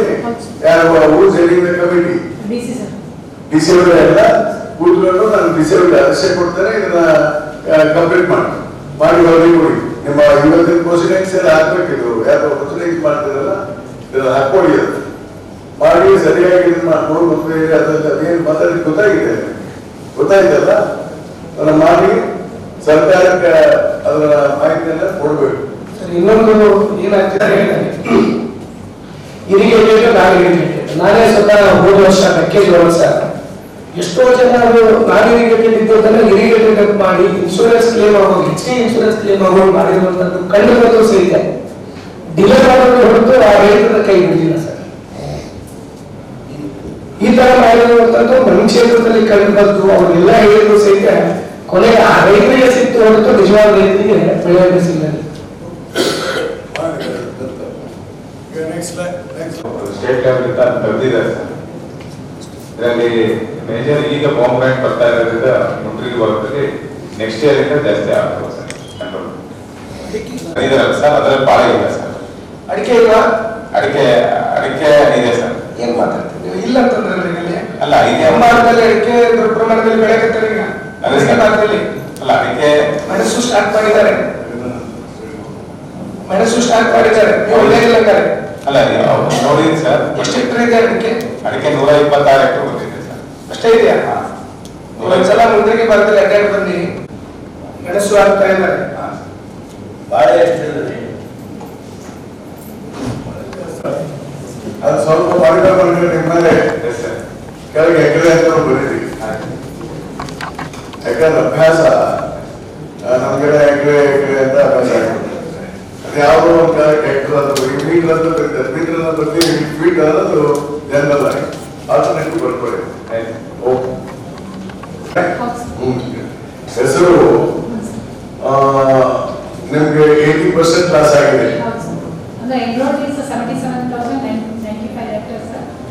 around 80% loss on the area ಮಾಡಿ. Some insured is 39%. Overall loss is 80% insured. ಹೌದು ಸರ್, overall loss. ನಿಮಗೆ ಇನ್ಶೂರೆನ್ಸ್ 39,000 per hectare 39,700. ಅಂದ್ರೆ almost more than 1 lakh acre. amount 39,700 ರೂಪಾಯಿ ಒಂದು ಹೆಕ್ಟರ್. some insured ಇರ್ತದೆ ಸರ್. ಅದೇ ಇನ್ಶೂರ್ ಆದ ಹೆಕ್ಟರ್ ಪ್ರದೇಶ. Amount sir. Some RS scale of financing ಹೋಗ್ತೇವಲ್ಲ ಸರ್. ಅದೇ RS per hectare ಅದು ಗೊತ್ತಾಯ್ತು. ಹೌದು ಸರ್. ಅದು ಫಂಡ್ ರಿಕ್ವೈರ್ಡ್ 244.85 ಕೋಟಿ ಬೇಕು ಅಂತ ಹೇಳಿದ್ರು. ಇವರಿಗೆ ಹಣ ಇನ್ಶೂರೆನ್ಸ್ ಕಂಪನಿಯಿಂದ ಬರಬೇಕಾ ರಾಜ್ಯ ಸರ್ಕಾರ ಸರಿ ಸರ್. ಏನ್ ಹೇಳ್ತಾರೆ ಫಂಡ್ ರಿಕ್ವೈರ್ಮೆಂಟ್ ಬರ್ಬೇಕು ಇಷ್ಟು ಬೇಗ ಬಂದ್ಕೊಳ್ತಾರೆ. ಯಾರು ಕೊಡ್ಬೇಕು ಯಾರು ಕೊಡ್ತಾರೆ ಎಕ್ಸ್ಪ್ಲೇಷನ್ ಬೇಕಲ್ಲ. ನಾವು ಇದು ಸಿ ಲೇ ಪರ್ಸನ್ ಹೆಂಗ್ ಗೊತ್ತಾಗಲ್ಲ. ಈ 244.85 ಕೋಟಿ ಅಂದ್ರೆ 244 ಕೋಟಿ 85 ಲಕ್ಷ ಫಂಡ್ ರಿಕ್ವೈರ್ಡ್. ನೀವು ಕೇಳಿದ್ರು ಫಂಡ್ ರಿಕ್ವೈರ್ಡ್ ಅಂತ ಕೇಳಿದಿರಿ. ಕನ್ನಡದಲ್ಲಿ ಏನದು ಹಣ ಇಷ್ಟು ಬೇಕಾಗುತ್ತೆ ಅಂತ ತಾನೆ. ಕ್ಲೇಮ್ ಬರೋ ಸಾಧ್ಯತೆ ಅಂತ ಅನ್ಕೊಂಡಿದ್ದೀವಿ ಸರ್. ಕ್ಲೇಮ್ ಬರೋ ಸಾಧ್ಯತೆ ಸರ್. ಕ್ಲೇಮ್ ಫಂಡ್ ರಿಕ್ವೈರ್ಡ್ ಅಂದ್ರೆ ಇನ್ಶೂರೆನ್ಸ್ ಕಂಪ್ನಿ ಇಲ್ಲ ಸರ್. ಇನ್ಶೂರೆನ್ಸ್ ಕಂಪ್ನಿಯವರು ಕೊಡೋದು ಸರ್. ಈ ಸರಿ ಸರ್ಕಾರದಿಂದ ಇಲ್ಲ ಸರ್. ಈ ಸರಿ ಕ್ಲಾಸ್ ನನಗೆ ಮೀನಿಂಗ್ ಅರ್ಥ ಆಗ್ತಲ್ಲ. ಫಂಡ್ ರಿಕ್ವೈರ್ಡ್ ಅನ್ನೋದು sir correction sir. Fund required ಅಂದ್ರೆ ಕ್ಲೇಮ್ ಮತ್ತೆ ನೀವು ಸರಿಯಾಗಿ ಬರೀಬೇಕಲ್ಲ. ಲ್ಯಾಂಗ್ವೇಜ್ ಇಂಗ್ಲಿಷ್ ಅಲ್ಲಿ ಸರಿಯಾಗಿ ಬರೆಯಕ್ ಕೊಡ್ರೆ ಕನ್ನಡದಲ್ಲಿ ಅವ್ರು ಸರಿಯಾಗಿ ಬರೀಬೇಕಲ್ಲ. ಅಥವಾ ಈಗ ಎಕ್ಸ್ಪ್ಲನೇಷನ್ ಕೊಡ್ಬೇಕಲ್ಲ. ನೋಡ್ರಿ ಈಗ ಮೇಲ್ ಮಾಡಿದ್ರಿ 194 ಕೊಡ್ತೀವಿ. ಫಂಡ್ ರಿಕ್ವೈರ್ಡ್ ಟೋಟಲ್ 529 ಕೋಟಿ 49 ಲಕ್ಷ. You can say 529 crores whatever. ಯಾರು ಕೊಡ್ಬೇಕು? ವಿಮಾ ಕಂಪನಿ ತಾನೆ. ಮತ್ತೆ ವಿಮಾ ಕಂಪನಿ ಕೊಡ್ಬೇಕಾಗುತ್ತೆ ಅಂತ ಬರೀಬೇಕು. ಫಂಡ್ ರಿಕ್ವೈರ್ಡ್ ಅಂತ ಯಾಕೆ ಬರೀತೀನಿ ಅಂತ ಹೇಳ್ತೀನಿ ನಾನು. ಫಂಡ್ ರಿಕ್ವೈರ್ಡ್ ಅಂದ್ರೆ ನಮ್ಗೆ ಮಂತ್ರಿಗಳಿಗೆ ಹೇಳಿದ್ರೆ ಸರ್ಕಾರದಿಂದ ಈ ಹಣ ಬೇಕು ಅಂತ ನಮ್ಗೆ ಅರ್ಥ ಆಗುತ್ತೆ. ಯಾಕಂದ್ರೆ ನನ್ನ ಅಂಡರ್ಸ್ಟ್ಯಾಂಡಿಂಗ್ ಇದು ವಿಮಾ ಕಂಪನಿ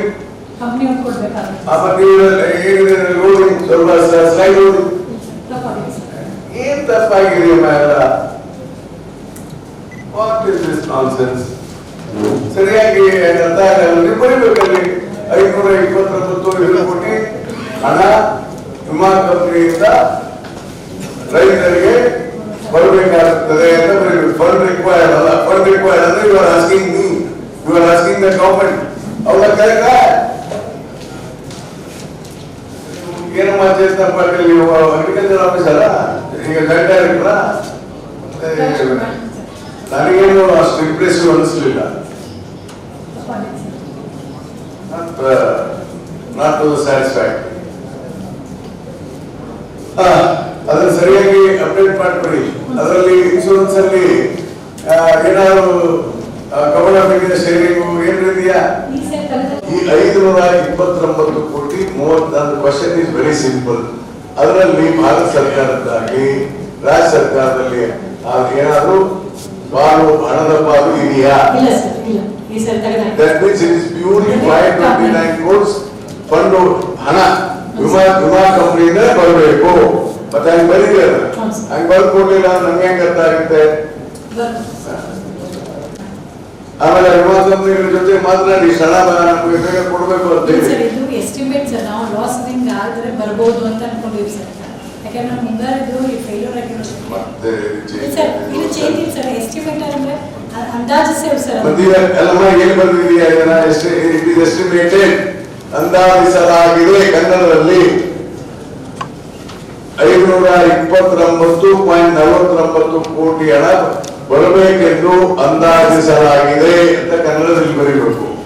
ಲಾಸ್ ಆಗ್ತದಲ್ಲ ಸರ್. ಅದಕ್ಕೆ ನಾವು ಅಂದಾಜು ಮತ್ತೆ ಎಲ್ಲ ಕನ್ಫ್ಯೂಸ್ ಮತ್ತೆ ಅದೇ ನಾನು ಹೇಳ್ಕೊಂಡೆ ಫಂಡ್ ರಿಕ್ವೈರ್ಮೆಂಟ್ ನಾನು 529 ಕೋಟಿ ನಾನು ಸರ್ಕಾರದಿಂದ ಹೇಳ್ಕೊಡ್ಬೇಕು ಬರ್ತದೆ. ಇಲ್ಲ ಸರ್. Estimated sir. ಎಸ್ಟಿಮೇಟೆಡ್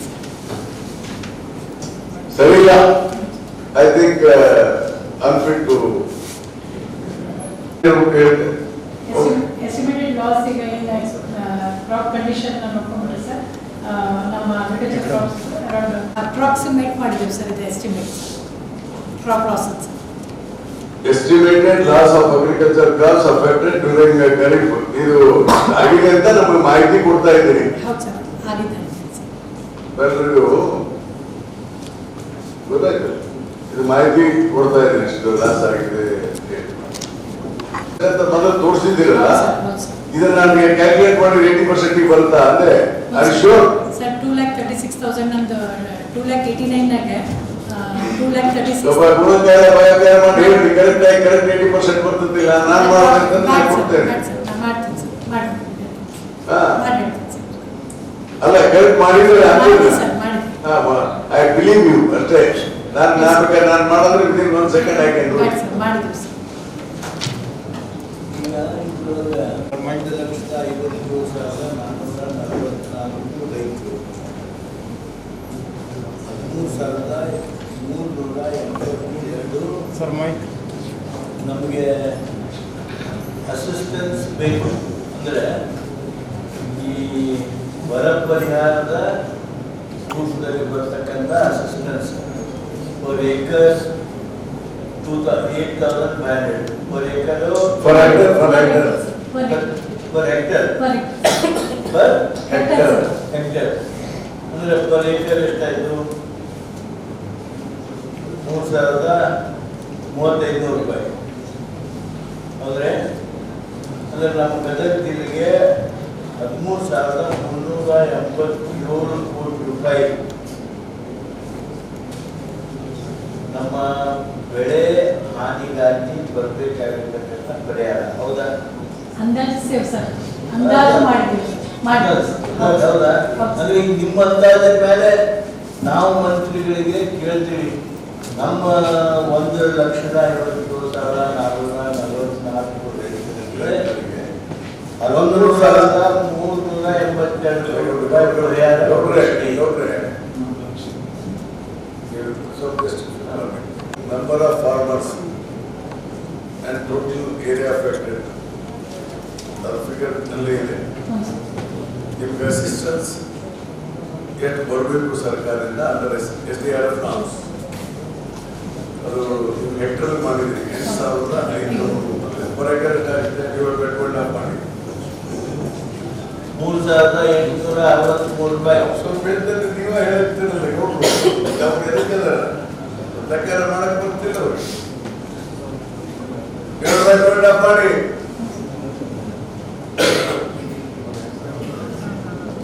3,400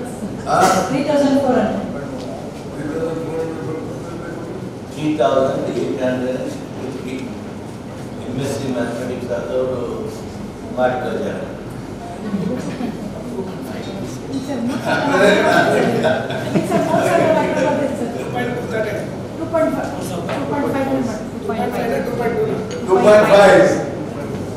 ಎರಡೂವರೆ ಎಕರೆ ಅಂದ್ರೆ 1 ಹೆಕ್ಟರ್ ತಾನೆ.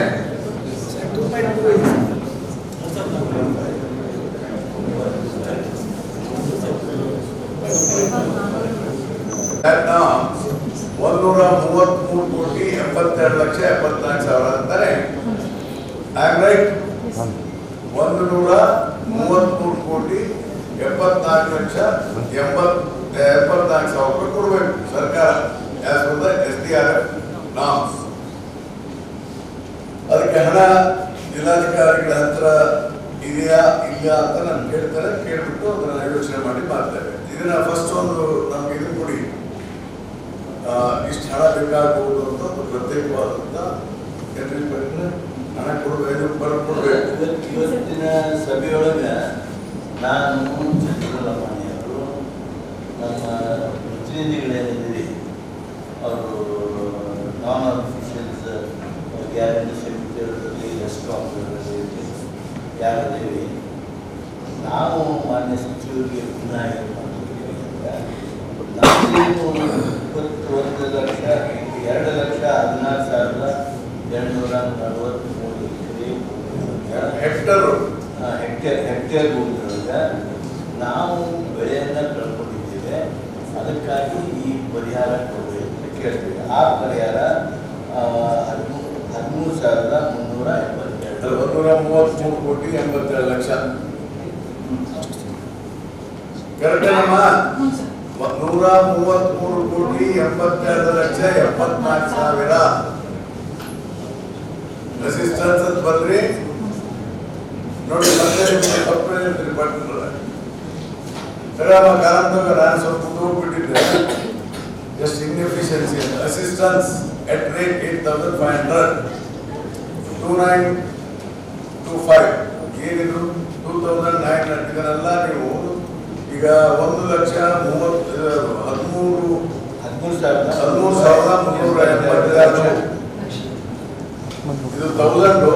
ಲ್ಯಾಕ್ ಬರ್ದಿದ್ರಾಗೆ ಮತ್ತೆ ಬರ್ದಿಲ್ಲ ನಾನು 13,382 ರೂಪಾಯಿ ಅಂತ ತಿಳ್ಕೊಬೇಕಾಗಿತ್ತೆ. either it is in lakhs, either in thousand, either in crores. But what do you mean? Slide ಕಾಣ್ತಾ ಇದೆಯಲ್ಲಿ ಅಥವಾ ನಿಮ್ಮಂತಿದೆಯಾ ಅದು ಆನಂದ ಕಾಣ್ತಾ ನಾ ಏನ್ ತಿಳ್ಕೊಬೇಕು ಇದನ್ನೇನ್ ತಿಳ್ಕೊಬೇಕು ಈಗ ಸರಿಯಾಗಿ ಸ್ವಲ್ಪ ಹೇಳ್ಬಿಡು ನೋಡು. ನನ್ನ ಪ್ರಕಾರ 13,382 ರೂಪಾಯಿ ಕೊಡ್ಬೇಕು. ಅದೇನ್ ಗೊತ್ತಾಗಿದೆ? But I am very sorry for most inefficient. Inefficient that too. Now your grade has gone up. Most inefficient officer. I am sorry to say this. Nanishu Bhatti, ಎಲ್ಲರಿಗೂ this is only warning to her. Yes, definitely. ಹೆಂಗೆ ಅರ್ಥ ಮಾಡ್ಕೋಬೇಕು ನಾವು? ಬರ್ಬಿಟ್ರೆ sir ನೀವು ಸ್ಟೇಟಸ್ಟಿಕ್ ಎಲ್ಲ ಮಾಡಿಕೊಡಿ. ನಮ್ಮ ಮೇಲೆ KDP ಫಾರ್ಮ್ಯಾಟ್ ಒಂದು ಸ್ಟ್ಯಾಂಡರ್ಡ್ ಬಂದವಲ್ಲ, ಹಂಗೆ ಈ ಬರೆದು ಸಹಿತ ಫಾರ್ಮ್ಯಾಟ್ ಮಾಡಿಕೊಟ್ರೆ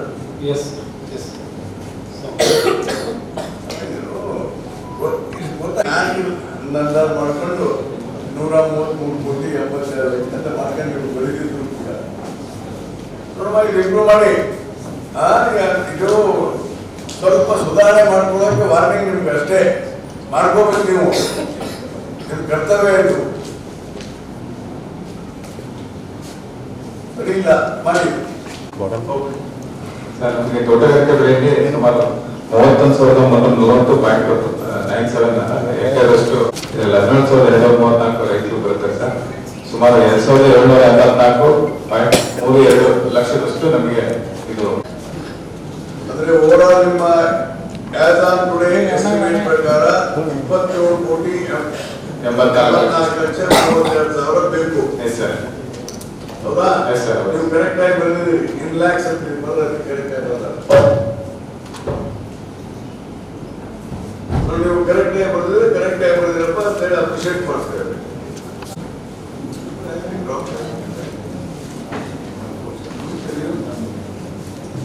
ಬಟ್ ಓವರ್ ಆಲ್ ಇಂಪ್ರೆಷನ್ ನಮ್ಮ ಅಗ್ರಿಕಲ್ಚರ್ ಆಫೀಸರ್ ಲೈನ್ ಡೈರೆಕ್ಟರು ಬಹಳ ಅಪ್ಡೇಟ್ ಮಾಡಬೇಕು. ತಪ್ಪು ವರದಿಗಳಂದ್ರೆ 134 ಗ್ರೌಂಡ್ ಅಪ್ ಟು 134 ಕ್ರೋರ್ಸ್ ಆಗಬೇಕು. ಇಲ್ಲಿ 28 ಕ್ರೋರ್ಸ್ ಇದಕ್ಕೆ ನಿಮ್ಮ ಹತ್ರ ಇದು ಮುಂದಿನ ನಿರ್ಮಾಣಗಳಿಗೆ ಎಲಿಜಿಬಲ್ ಇರ್ತಾರೆ ಕೊಡಲೇಬೇಕಾದ್ರೆ.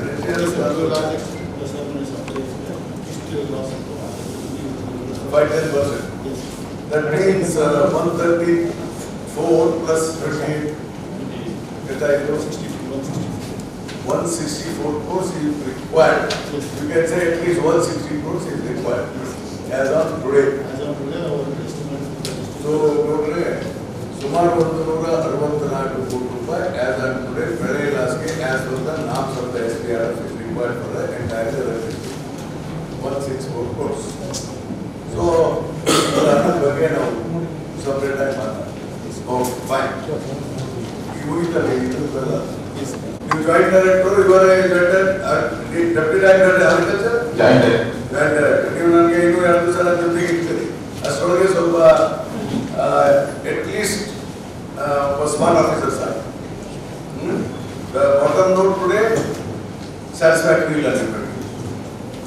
Hopefully by tomorrow you will be out. Okay. Next come to the district water supply. 3 ಮಂದಿ ಇಲ್ಲ 4 ಮಂದಿ ಬಂದರೆ 4 ಮಂದಿಗೆ ನೀವು ಆ ಕ್ವಾಲಿಟಿ ಆಫ್ ವಾಟರ್ ಟೆಸ್ಟ್ ಏನಿರ್ತದೆ ಅದು ಡೈಲಿ 4 ಮಂದಿಗೆ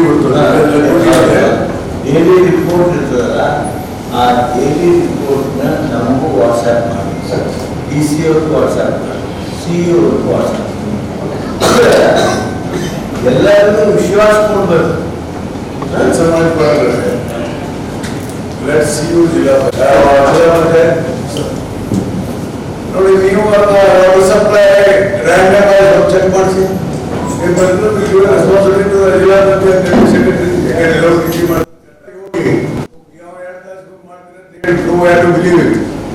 ಬಟ್ ಅದಕ್ಕೆ ಸ್ವಲ್ಪ ನೀವು ಕ್ಲಾಸ್ 1 ಆಫೀಸರ್ ರೀ, ಕ್ಲಾಸ್ 1 ಆಫೀಸರ್ ಈ ತರ ಆಗಿದ್ರೆ ಹೋಗಿ ಅವ್ರಿಗೆ ಹೇಳಿ. ಇದು is not your responsibility. What is the deputy secretary responsibility? ನಿಮ್ಮ ರೆಸ್ಪಾನ್ಸಿಬಿಲಿಟಿ ವಾಟ್ಸಪ್ ನೀವು ನೋಡೋದು. ಬಟ್ ಏನು ಚೆಕ್ ಅವರೆಲ್ಲ ಹೇಳ್ತಾರೆ ಟೆಕ್ನಿಕರು ಅಲ್ಲಿ ಸ್ಲಾಶ್ ಸ್ಲಾಶ್ ತಾನೆ ಮತ್ತೆ ಎಲ್ಲ ಮಾಡ್ಬೇಕು ತಾನೆ. ನೀವು ಸುಮ್ಮನೆ ಕೂತ್ಕೊಂಡು ಇದಕ್ಕೆ ನಿಮ್ಮ ಫೇಲ್ಯೂರ್ ಅಲ್ಲ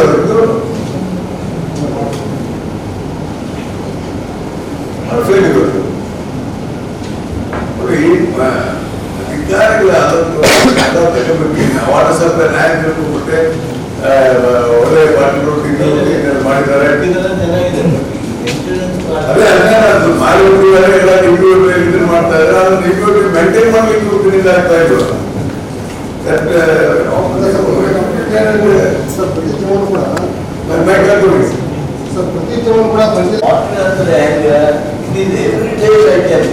ನಾವು ಮಾಡ್ತಿದ್ವಿ, ರಿಲೀಸ್ ಮಾಡ್ತೀವಿ, 2 ತಿಂಗಳು ಮಾಡ್ತೀನಿ.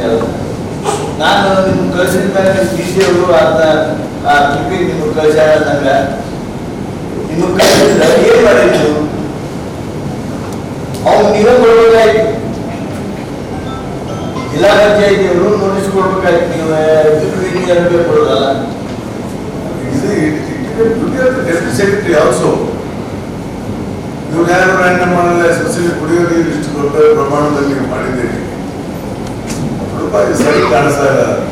ಡೈಲಿ ಡೈಲಿ ಆಪರೇಟ್ ಮಾಡ್ತಾರೆ ಸರ್.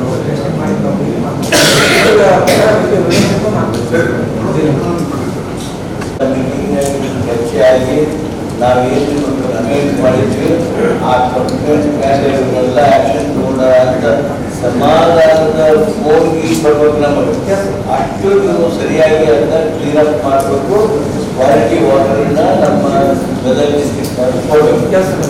ಇಲ್ಲ ಪರ್ಸನಲಿ ರೆಸ್ಪಾನ್ಸಿಬಲ್. ನಾವು ಅಲ್ಲ, ನಿಮ್ಗೆ ಎಲ್ಲ ಕೊಡ್ತಾರೆ. ಹ್ಯೂಮನ್ ರೈಟ್ಸ್ ಅವ್ರು ಹೇಳ್ತಾರೆ, ಲೋಕ ಇದ್ದವ್ರು ಹೇಳ್ತಾರೆ. And it becomes A criminal offence.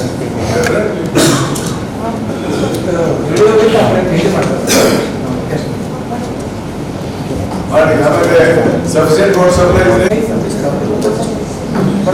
70 litre per capital per day ಹೋಗುತ್ತಾ ಅಂದ್ರೆ ವಾಟರ್ ಹೋಗುತ್ತೆ ಸರ್.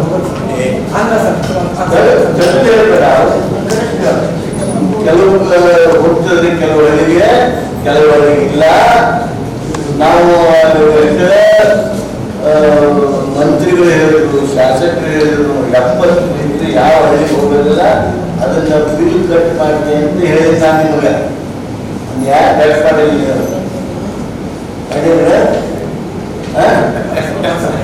ಅದು ಕಟ್ ಮಾಡಬೇಕು. 70 ಬಗ್ಗೆ 60 ಲೀಟರ್ ಕೊಟ್ಟಿದ್ದ ಅಂತ ತಿಳ್ಕೊ. ಅವ್ರು 60 ಲೀಟರ್ ಅಷ್ಟೇ ಕೊಡ್ಬೇಕು. ಬೀಗರು ಮಾಡಿದ್ರೆ ಮಾಡ್ತಿರ್ಬೇಕು. ಏನಾಗಿದೆ ಅಂದ್ರೆ ಸರ್, ಈಗ 42 ml ನಾವು ಪಂಪ್ ಮಾಡ್ಬೇಕು ಸರ್. ಈಗ ನಾವು 42 ml ಪಂಪ್ ಮಾಡಿ ಡಿಸ್ಟ್ರಿಬ್ಯೂಷನ್ ಕೊಡ್ತಾ ಇದ್ದೀವಿ ಸರ್. ಅಲ್ಲಿ ಏನಾಗಿದೆ ಸರ್, ಡಿಸ್ಟ್ರಿಬ್ಯೂಷನ್ ಹಂಚೋದ್ರಾಗ ಸರ್ ತಾಲೂಕು ವಾರಿಗೆ ಬರೋದ್ ಮುಂದೆ ನಮ್ಮ ಒಂದೊಂದು ಓಎಸ್ಟಿಗೆ ಫ್ಲೋ ಕಂಟ್ರೋಲ್ ಸ್ಟಾರ್ಟ್ ಸರ್. ಅಲ್ಲಿ ಫ್ಲೋ ಡಿಸ್ಟ್ರಿಬ್ಯೂಷನ್ 16 ಮಾಡೋದು ಪಂಚಾಯತಿಗೆ ತಲುಪ್ತಾ ಇಲ್ಲ ಅನ್ನೋದು ಮುಖ್ಯ. ಗ್ರಾಮಕ್ಕೆ ಆ ಗ್ರಾಮದಲ್ಲಿ ತಲುಪಿದ್ದಕ್ಕೆ ಅವ್ರು ಕೊಡ್ಬೇಕು. ಅವ್ನು 50 ಮಾಡ್ತಾನೋ 60 ಮಾಡ್ತಾನೋ 30 ಮಾಡ್ತಾನೋ ಗೊತ್ತಿಲ್ಲ. ಗ್ರಾಮಕ್ಕೆ ಇಷ್ಟು ತಲುಪಬೇಕಂತ ನಿಗದಿದೆ. ತಲುಪ್ತಾ ಇರೋದನ್ನ ಚೆಕ್ ಮಾಡಿ ತಲುಪಿದ ಪೇಮೆಂಟ್ ಮಾಡೋ, ಕಮ್ಮಿ ಮಾಡಿರೋದಕ್ಕೆ ಆಕ್ಷನ್ ತಗೊಂಡು ಹೇಳ್ತಾ ಇದ್ದಾರೆ. ಮಿಕ್ಕಿದೆಲ್ಲ ಎಕ್ಸ್ಪ್ರೆಷನ್ ಕೊಡಬೇಡ. ಸರಿಯಾಗಿ ಈಗ ಡೆಪ್ಯೂಟಿ ಸೆಕ್ರೆಟರಿ ಇದರ ಸ್ವರೂಪ ನೀವು ಕೂತ್ಕೊಂಡು ಶಿವನ್ ನೀವು ಸುಮ್ಮನೆ ಕೂತ್ಕೊಳ್ಳಿ. ಆಫೀಸರ್ ಎಲ್ಲ ನೋಡ್ಲಿಕ್ಕಾಗಿ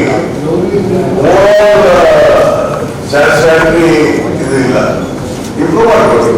ನೀವೇ ಆಗವಾಗಿ ಕೈ ಅಂತಲ್ಲ, ಇದು ಮೈಗಳ್ತ. ನೀವು ಮೈಗಳ್ತ ಇದ್ದಾರೆ ಹೋಗ್ರಿ ಕುಡಿಯೋ ನೀರು ಹೋಗ್ತಿಲ್ಲ ಮಾಡಿ. ಈಗ ಮತ್ತೆ ನಾನು ಸಪ್ರೇಟ್ ಎಲ್ಲ ನನಗೆ ಕರೆಕ್ಟಾಗಿ ಇರ್ಬೋದು, ನನಗೆ ಡಿಟೇಲ್ ಹೋಗ್ಬೇಕಾಗಿಲ್ಲ. ಯಾರ್ಯಾವ ಊರಿಗೆ ಎಷ್ಟು ನೀರು ಹೋಗುತ್ತೆ ಏನು everything in water each village wise taluka wise how many waters ಅಂತ ಒಂದು ವಾರದ್ದು ರಿಪೋರ್ಟ್ ಪ್ರತಿ ದಿವಸ ಬಿಟ್ಟಾಗಿರ್ತಾರೆ ಅದನ್ನ ನೋಡ್ಕೊಳ್ಬೇಕು. ಇನ್ನು ಹೋದಂತೆ ಮತ್ತೆ ಈಗ ಇವೆಲ್ಲ ಹೋರಾಟ ಎಲ್ಲ ಅರ್ಥವಾಗಿಲ್ಲ. ತಾಲೂಕು ಬರ ಪರಿಸ್ಥಿತಿ ಇದೆಲ್ಲ ಕುಡಿಯೋ ನೀರು ಒಂದು ಸರ್ ಅದರಲ್ಲಿ ಬಹಳ ದಿನದಿಂದ ನಾವು ಇದು ಮಾಡ್ತಾ ಇದ್ದೀವಿ. ಮುಂಚೆ ಒಂದು 10 ಮಾತ್ರ ನೀರು ಹೋಗ್ತಿದೆ ಸರ್, 30 ಹೋಗಬೇಕಾಗಿತ್ತು. ಅದು ಇನ್ನೂರಿಗೆ ಅವಶ್ಯಕ ಆಗಿಲ್ಲ ಸರ್. ಸುಮಾರು 25 ನೀರು ಹೋಗ್ತಾ ಇಲ್ಲ. ಆದರೆ ಅದಾದ್ರೆ ಸಾಹೇಬ್ ಹೇಳಬೇಕು ಸರ್. ಅದ್ರ ಏನಾಗಿತ್ತು ನಮ್ಮ ಫ್ಲೋಟಿಂಗ್ ಬಾರ್ಸ್ ಇರ್ತಿತ್ತು ಸರ್. ಫ್ಲೋಟಿಂಗ್ ಬಾರ್ಸ್ ಇಟ್ಟಿದ್ರೆ ಅದನ್ನ ಲಿಫ್ಟ್ ಮಾಡ್ತೀವಿ ಸರ್. ಬಟ್ ಫ್ಲೋಟಿಂಗ್ ಬಾರ್ಸ್ ಸಮಸ್ಯೆ ಆಗಿರೋದ್ರಿಂದ ಇಂಟೇಕ್ ಜಾಗದಲ್ಲಿ ಎಸ್ಟಿಮೇಟ್ ಮಾಡಿ ನನಗೆ ಬರ ಪರಿಸ್ಥಿತಿಯ ಇನ್ಚಾರ್ಜ್ ಮಾಡಿಬಿಟ್ರು. ಮಾಡ್ಕೊಂಡು ಬರ್ತದೆ ಫೆಬ್ರವರಿ ವರ್ಷ ಮಾಡ್ತಾರೆ. ನನಗೇನು ಕೆಲಸ ರಾಜ್ಯ ಅನ್ನೋದು ಗೊತ್ತು, ನನಗೆ ಗೊತ್ತಿಲ್ಲ. ಸ್ವಲ್ಪ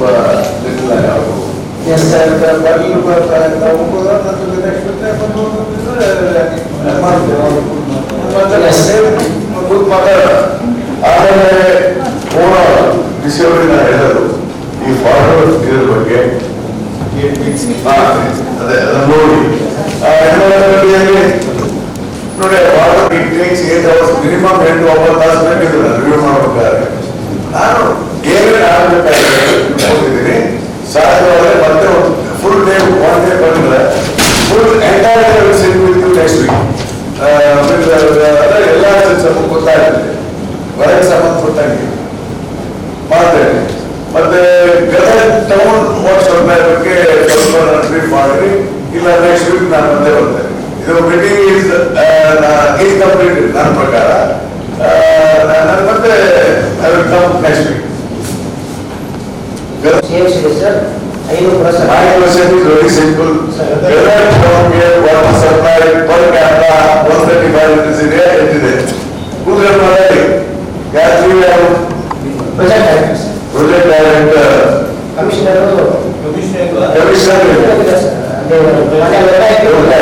Okay. Question is very simple. Whether town get per capita per day ಎಷ್ಟು water ಕೊಡಬೇಕಂತ ಇದೆ. 30 ml ರೂರಲ್ 70 ಇದೆಯಪ್ಪ, ನಿಂದೆ 130 ಇದೆಯಾ 135 ಇದೆಯಾ? 135. ನಾ 135 ಅಂದ್ಬಿಟ್ರೆ ನೀನು 135 ಅಂದ್ಬಿಟ್ಟೆ.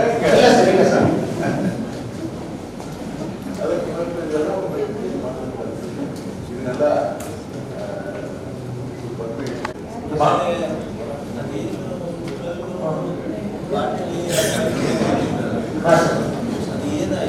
ಅದನ್ನ ಸರಿ ವೆರಿಫೈ ಮಾಡಿ ಸರಿ ಮಾಡಿದ್ದೀವಿ ಸರ್.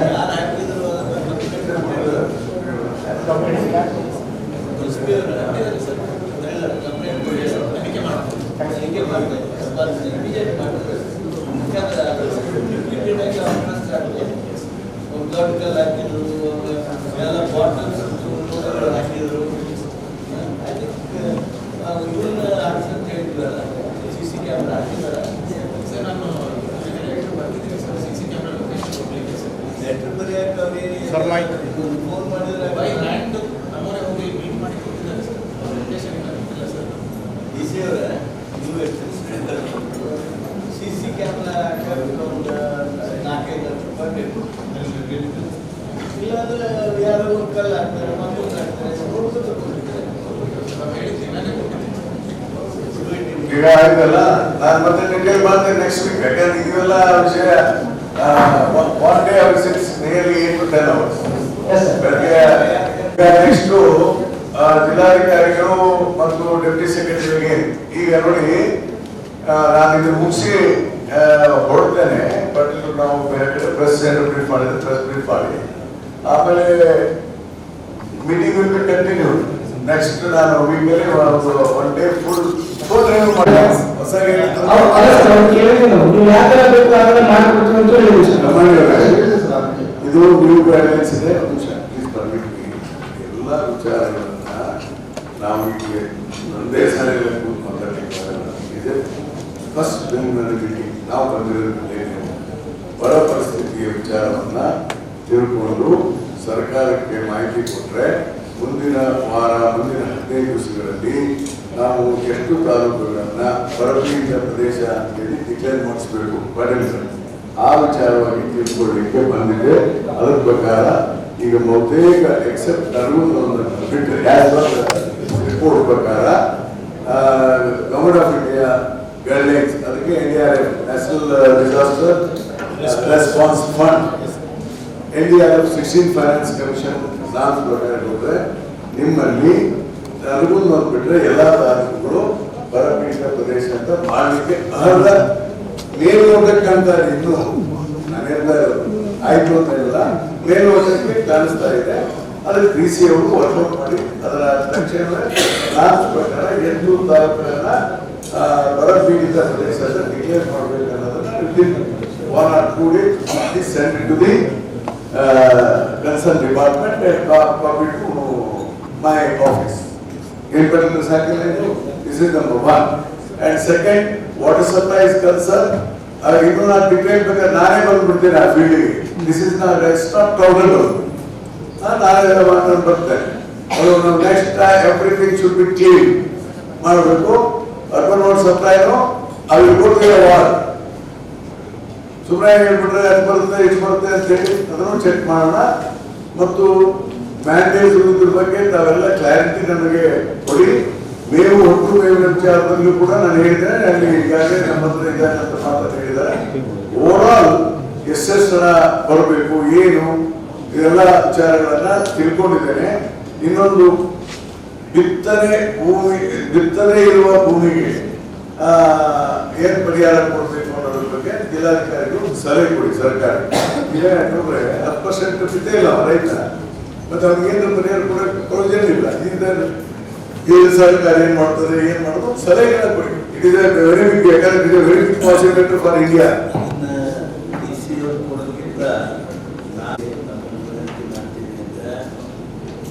ಎಲ್ಲಿ ಬಿತ್ತನೆ ಅವ್ರಿಗೆ ಬೆಳೆ ವಿಮೆ ಕೊಡೋದೆಲ್ಲ ನಿಜ, ಆದರೆ ಅವರೆಲ್ಲ ಬೀಜ ಎಲ್ಲ ತಪ್ಪಿಕೊಂಡಿದ್ರು, ಕೆಲವರು ಬೆಂಬಲ ಸಹಿತ ನಿಂತ್ಕೊಂಡಿದ್ರು. ಆದರೆ ಮೊಟ್ಟೆ ಬೆಳೆ ಆಗಿರೋದು ಸಿಗ್ತಿಲ್ಲ ಅವ್ರಿಗೆ. ಸ್ವಲ್ಪ ಬೆಳೆ ವಿಮೆ ಏನಿದೆ ಅದಕ್ಕಿಂತ ಸ್ವಲ್ಪ ಕಡಿಮೆ ಬರಲಿ, ಆದರೆ ಪರಿಹಾರ ಮಾತ್ರ ಏನು ಬಿತ್ತನೆ ಮಾಡದೇ ಇರ್ತಕ್ಕಂಥ ರೈತ ಇದ್ದಾನೆ ಅವನಿಗೆ ವಿಶೇಷವಾದ ಪರಿಹಾರವನ್ನು ಕೇಂದ್ರ ಸರ್ಕಾರ ಕೊಡಬೇಕು ಅಂತ ಒತ್ತಾಯ ಮಾಡ್ತೀವಿ ನಾವು. ಅದರ ಜೊತೆಗೆ ರಾಜ್ಯ ಸರ್ಕಾರ NDRF SDRF ಎರಡೂ ಕೂಡಿಸಿ ಅವ್ರಿಗೆ ಹೆಚ್ಚಿನ ಪ್ರಮಾಣದ ಪರಿಹಾರ ಕೊಡಬೇಕು ಅಂತ ಹೇಳಿ ನಾವು ಆಗ್ರಹ ಮಾಡ್ತೀವಿ. Addressed by the 16th Finance Commission. Unfortunately, 16th Finance Commission ಇದ್ರ ಬಗ್ಗೆ ಯೋಚನೆ ಮಾಡಿಲ್ಲ. They have wind up ಆಗಿಬಿಟ್ಟಿದೆ. 16th Finance Commission ಇಲ್ಲ, ಅವ್ರದ್ದು ಆಫೀಸರ್ ಮುಂದಿತ್ತು. ಬಟ್ ಅದಕ್ಕೆ ಸ್ಪೆಷಲ್ ಕೇಸ್ ಅಂತ ಒಂದು ಇದು ಮಾಡಬೇಕು ಅಂತ ಹೇಳಿ ನಾವು ಅಲ್ಲಿ ಡಿಸಾಸ್ಟರ್ ಮ್ಯಾನೇಜ್ಮೆಂಟ್ ಕಮಿಟಿ ಇದೆ, ಅದಕ್ಕೆ ಮಾಡಬೇಕು. ಅದ್ರ ಬಗ್ಗೆ ಅದಕ್ಕೆ DC ಅವ್ರಿಗೆ ಕೊಡಿ ಅಂತ ಹೇಳಿದ್ದೆ. ಬಿಕಾಸ್ 16th Finance Commission ಇದು under the guidelines of the 16th Finance Commission. ಅದಕ್ಕೆ ಕರೆಕ್ಟ್ ಅನ್ಸಿಲ್ಲ. ಅದಕ್ಕೆ ಅದರಲ್ಲಿ ಆ ಚಾಪ್ಟರ್ ಇಲ್ಲ, ಆ ಚಾಪ್ಟರ್ ಇಲ್ವೇ ಇಲ್ಲ. ಅದ್ರ ಬಗ್ಗೆ ಚಾಪ್ಟರ್ ಇದನ್ನ ಇಲ್ವೇ ಇಲ್ಲ. ಅದಕ್ಕೆ policy matter for all India. ಅದನ್ನು ಕೂಡ ನನಗೆ ಗೊತ್ತಾಗಿದ್ರೆ ನಾನು 16th Finance Commission ರೈಸೇ ಮಾಡ್ತಾ ಇದ್ದೀನಿ. But nobody has addressed it. No state has addressed it. No ಇದು ರಿಮೂವ್ ಮಾಡಲಿಲ್ಲ. ಅದಕ್ಕೆ there is some ಇದನ್ನ ಅಡ್ರೆಸ್ ಮಾಡ್ಸಾನೆ. ಪ್ರಾರಂಭ ನಮ್ಮ ರಾಜ್ಯದಿಂದಲೇ ಪ್ರಾರಂಭ ಆಗಿದೆ. Will take up the matter ಮಾಡೋಣ. ಮತ್ತೆ ನಾನು ನೆಕ್ಸ್ಟ್ ಇದೊಂದು ಫೀಲ್ಡ್ ವಿಸಿಟ್ ಆಗಿ ಒಂದು ವಾರ ಆದ್ಮೇಲೆ ನಾನು ಮತ್ತೊಂದು 1 day ಫುಲ್ ಆಗಿ ರಿವ್ಯೂ ವಾಟ್ಸಪ್ ಡ್ರಾಟ್ ಸಿಚುವೇಶನ್ ಬರಗಾಲ ಒಮ್ಮೆ ಡಿಕ್ಲೇರ್ ಆಗಿ ಡಿಕ್ಲೇರ್ ಆದ ತಕ್ಷಣ ಬಂದು ನಾನು ಮತ್ತೊಂದು round maybe 1 day full day ಆಗಿ ಸಿಕ್ಕಿದ್ದ ಗದಗ ಡಿಸ್ಟ್ರಿಕ್ಟ್ ಹೆಡ್ ಕ್ವಾರ್ಟರ್. ಸರಿ, ಈಗ ನಮ್ಮ ಜಿಲ್ಲಾಧಿಕಾರಿ ಮಾಹಿತಿಯನ್ನು ಕೊಟ್ಟಿದ್ದೀರಿ. ಆದರೆ ಕೆಲವು ಅಧಿಕಾರಿಗಳಿಗೆ ನಾನು ಈಗಾಗಲೇ ಸರಿಯಾದಂಥ ಮಾಹಿತಿಯನ್ನು ಕೊಟ್ಟಿಲ್ಲ ಅನ್ನೋದ್ರ ಬಗ್ಗೆ ಸ್ಪಷ್ಟವಾಗಿ ಉಲ್ಲೇಖ ಮಾಡಿದ್ದೇನೆ, ಹೇಳಿದ್ದೇನೆ. ಮುಂದೊಂದು ಸಾರಿ ನೀವೆಲ್ಲ ದಡ್ರು ಅಂತ ತಿಳ್ಕೊಂಡಿಲ್ಲ, ನಿಮಗೇನೆಲ್ಲ ಎಲ್ಲ ಜಾಣರಿದ್ದೀರಿ, ಆದ್ರೆ ಮೈಗಳ ತಂದಿನ ಸರಿಯಾಗಿ ಕೆಲಸ ಮಾಡಿಲ್ಲ, ಟೈಪ್ ಹೊಡೆದವರೆಲ್ಲ ಸರಿಯಾಗಿ ನೋಡಿಲ್ಲ, ಇದನ್ನ ನೋಡಲ್ಲ, ಅದನ್ನೆಲ್ಲ ಮಾಡ್ಕೋಬಾರ್ದು. ಇನ್ಮೇಲೆ ಕೆಲಸ ನೀಡಬೇಕು. ಎಲ್ಲ ಸರ್ಕಾರದಿಂದ ನಿಮ್ಗೆ ಸ್ಯಾಲರಿ ಕೊಡ್ತಾರೆ, ನೀವು ಯಾರು ಫ್ರೀ ಕೆಲಸ ಮಾಡೋದು. ಸರ್ಕಾರ ನಿಮ್ಗೆ ಜನರ ಹಣದಿಂದ ನಿಮ್ಗೆ ಬರ್ತದೆ. ಅಂಡ್ ಸ್ವಲ್ಪ ಇಂಟ್ರೆಸ್ಟ್ ತಗೊಳ್ರಿ, ಇಂಟ್ರೆಸ್ಟ್ ತಗೊಂಡು ಮಾಡಿ ಅಂತ ಮೈಲ್ಡ್ ಆಗಿ ಇವತ್ತು ಹೇಳಿದ್ದೀನಿ. ನಾವು ನಿಮ್ಗೆ ವಾರ್ನ್ ಮಾಡೋದು, ಇವ್ರ ಮೇಲೆ ಡಿಸಿಪ್ಲಿನರಿ ಆಕ್ಷನ್ ತಗೊಳ್ರಿ ಅಂತ ಬರೋದು ಅದೇನು ದೊಡ್ಡ ಮಾತಲ್ಲ. But we have to do good governance, ಒಳ್ಳೆ ಆಡಳಿತ ಕೊಡಬೇಕು. ಅದು ನೀವೆಲ್ಲ ಅಧಿಕಾರಿಗಳು ಸರಿ ಆಗ್ತೀರಿ ಒಂದು ವಾರದೊಳಗೆ ಅಂತ ಹೇಳಿ ನಾನು ಆಶಿಸ್ತೇನೆ. Meanwhile with kind of mild warning or mild advice or whatever, serious advice, mild warning, serious advice ಸರಿ ಮಾಡಿ ಈ ಸಭೆಯನ್ನು ಏರ್ಪಡಿಸಿದಂತ ನಮ್ಮ ಜಿಲ್ಲಾಧಿಕಾರಿಗಳಿಗೆ ಮತ್ತು ಸಲಹೆಗಳನ್ನು, ಉತ್ತಮವಾದಂತಹ ಸಲಹೆಗಳನ್ನು ಕೊಟ್ಟಂತ ಪಾಟೀಲ್ ಸಾಹೇಬರಿಗೆ, ನಮ್ಮನಿಯವರಿಗೆ, ನಮ್ಮೆಲ್ಲರಿಗೂ ವಂದಿಸಿ ಈ ಸಭೆ ಮುಕ್ತಾಯ ಮಾಡ್ತಾರೆ.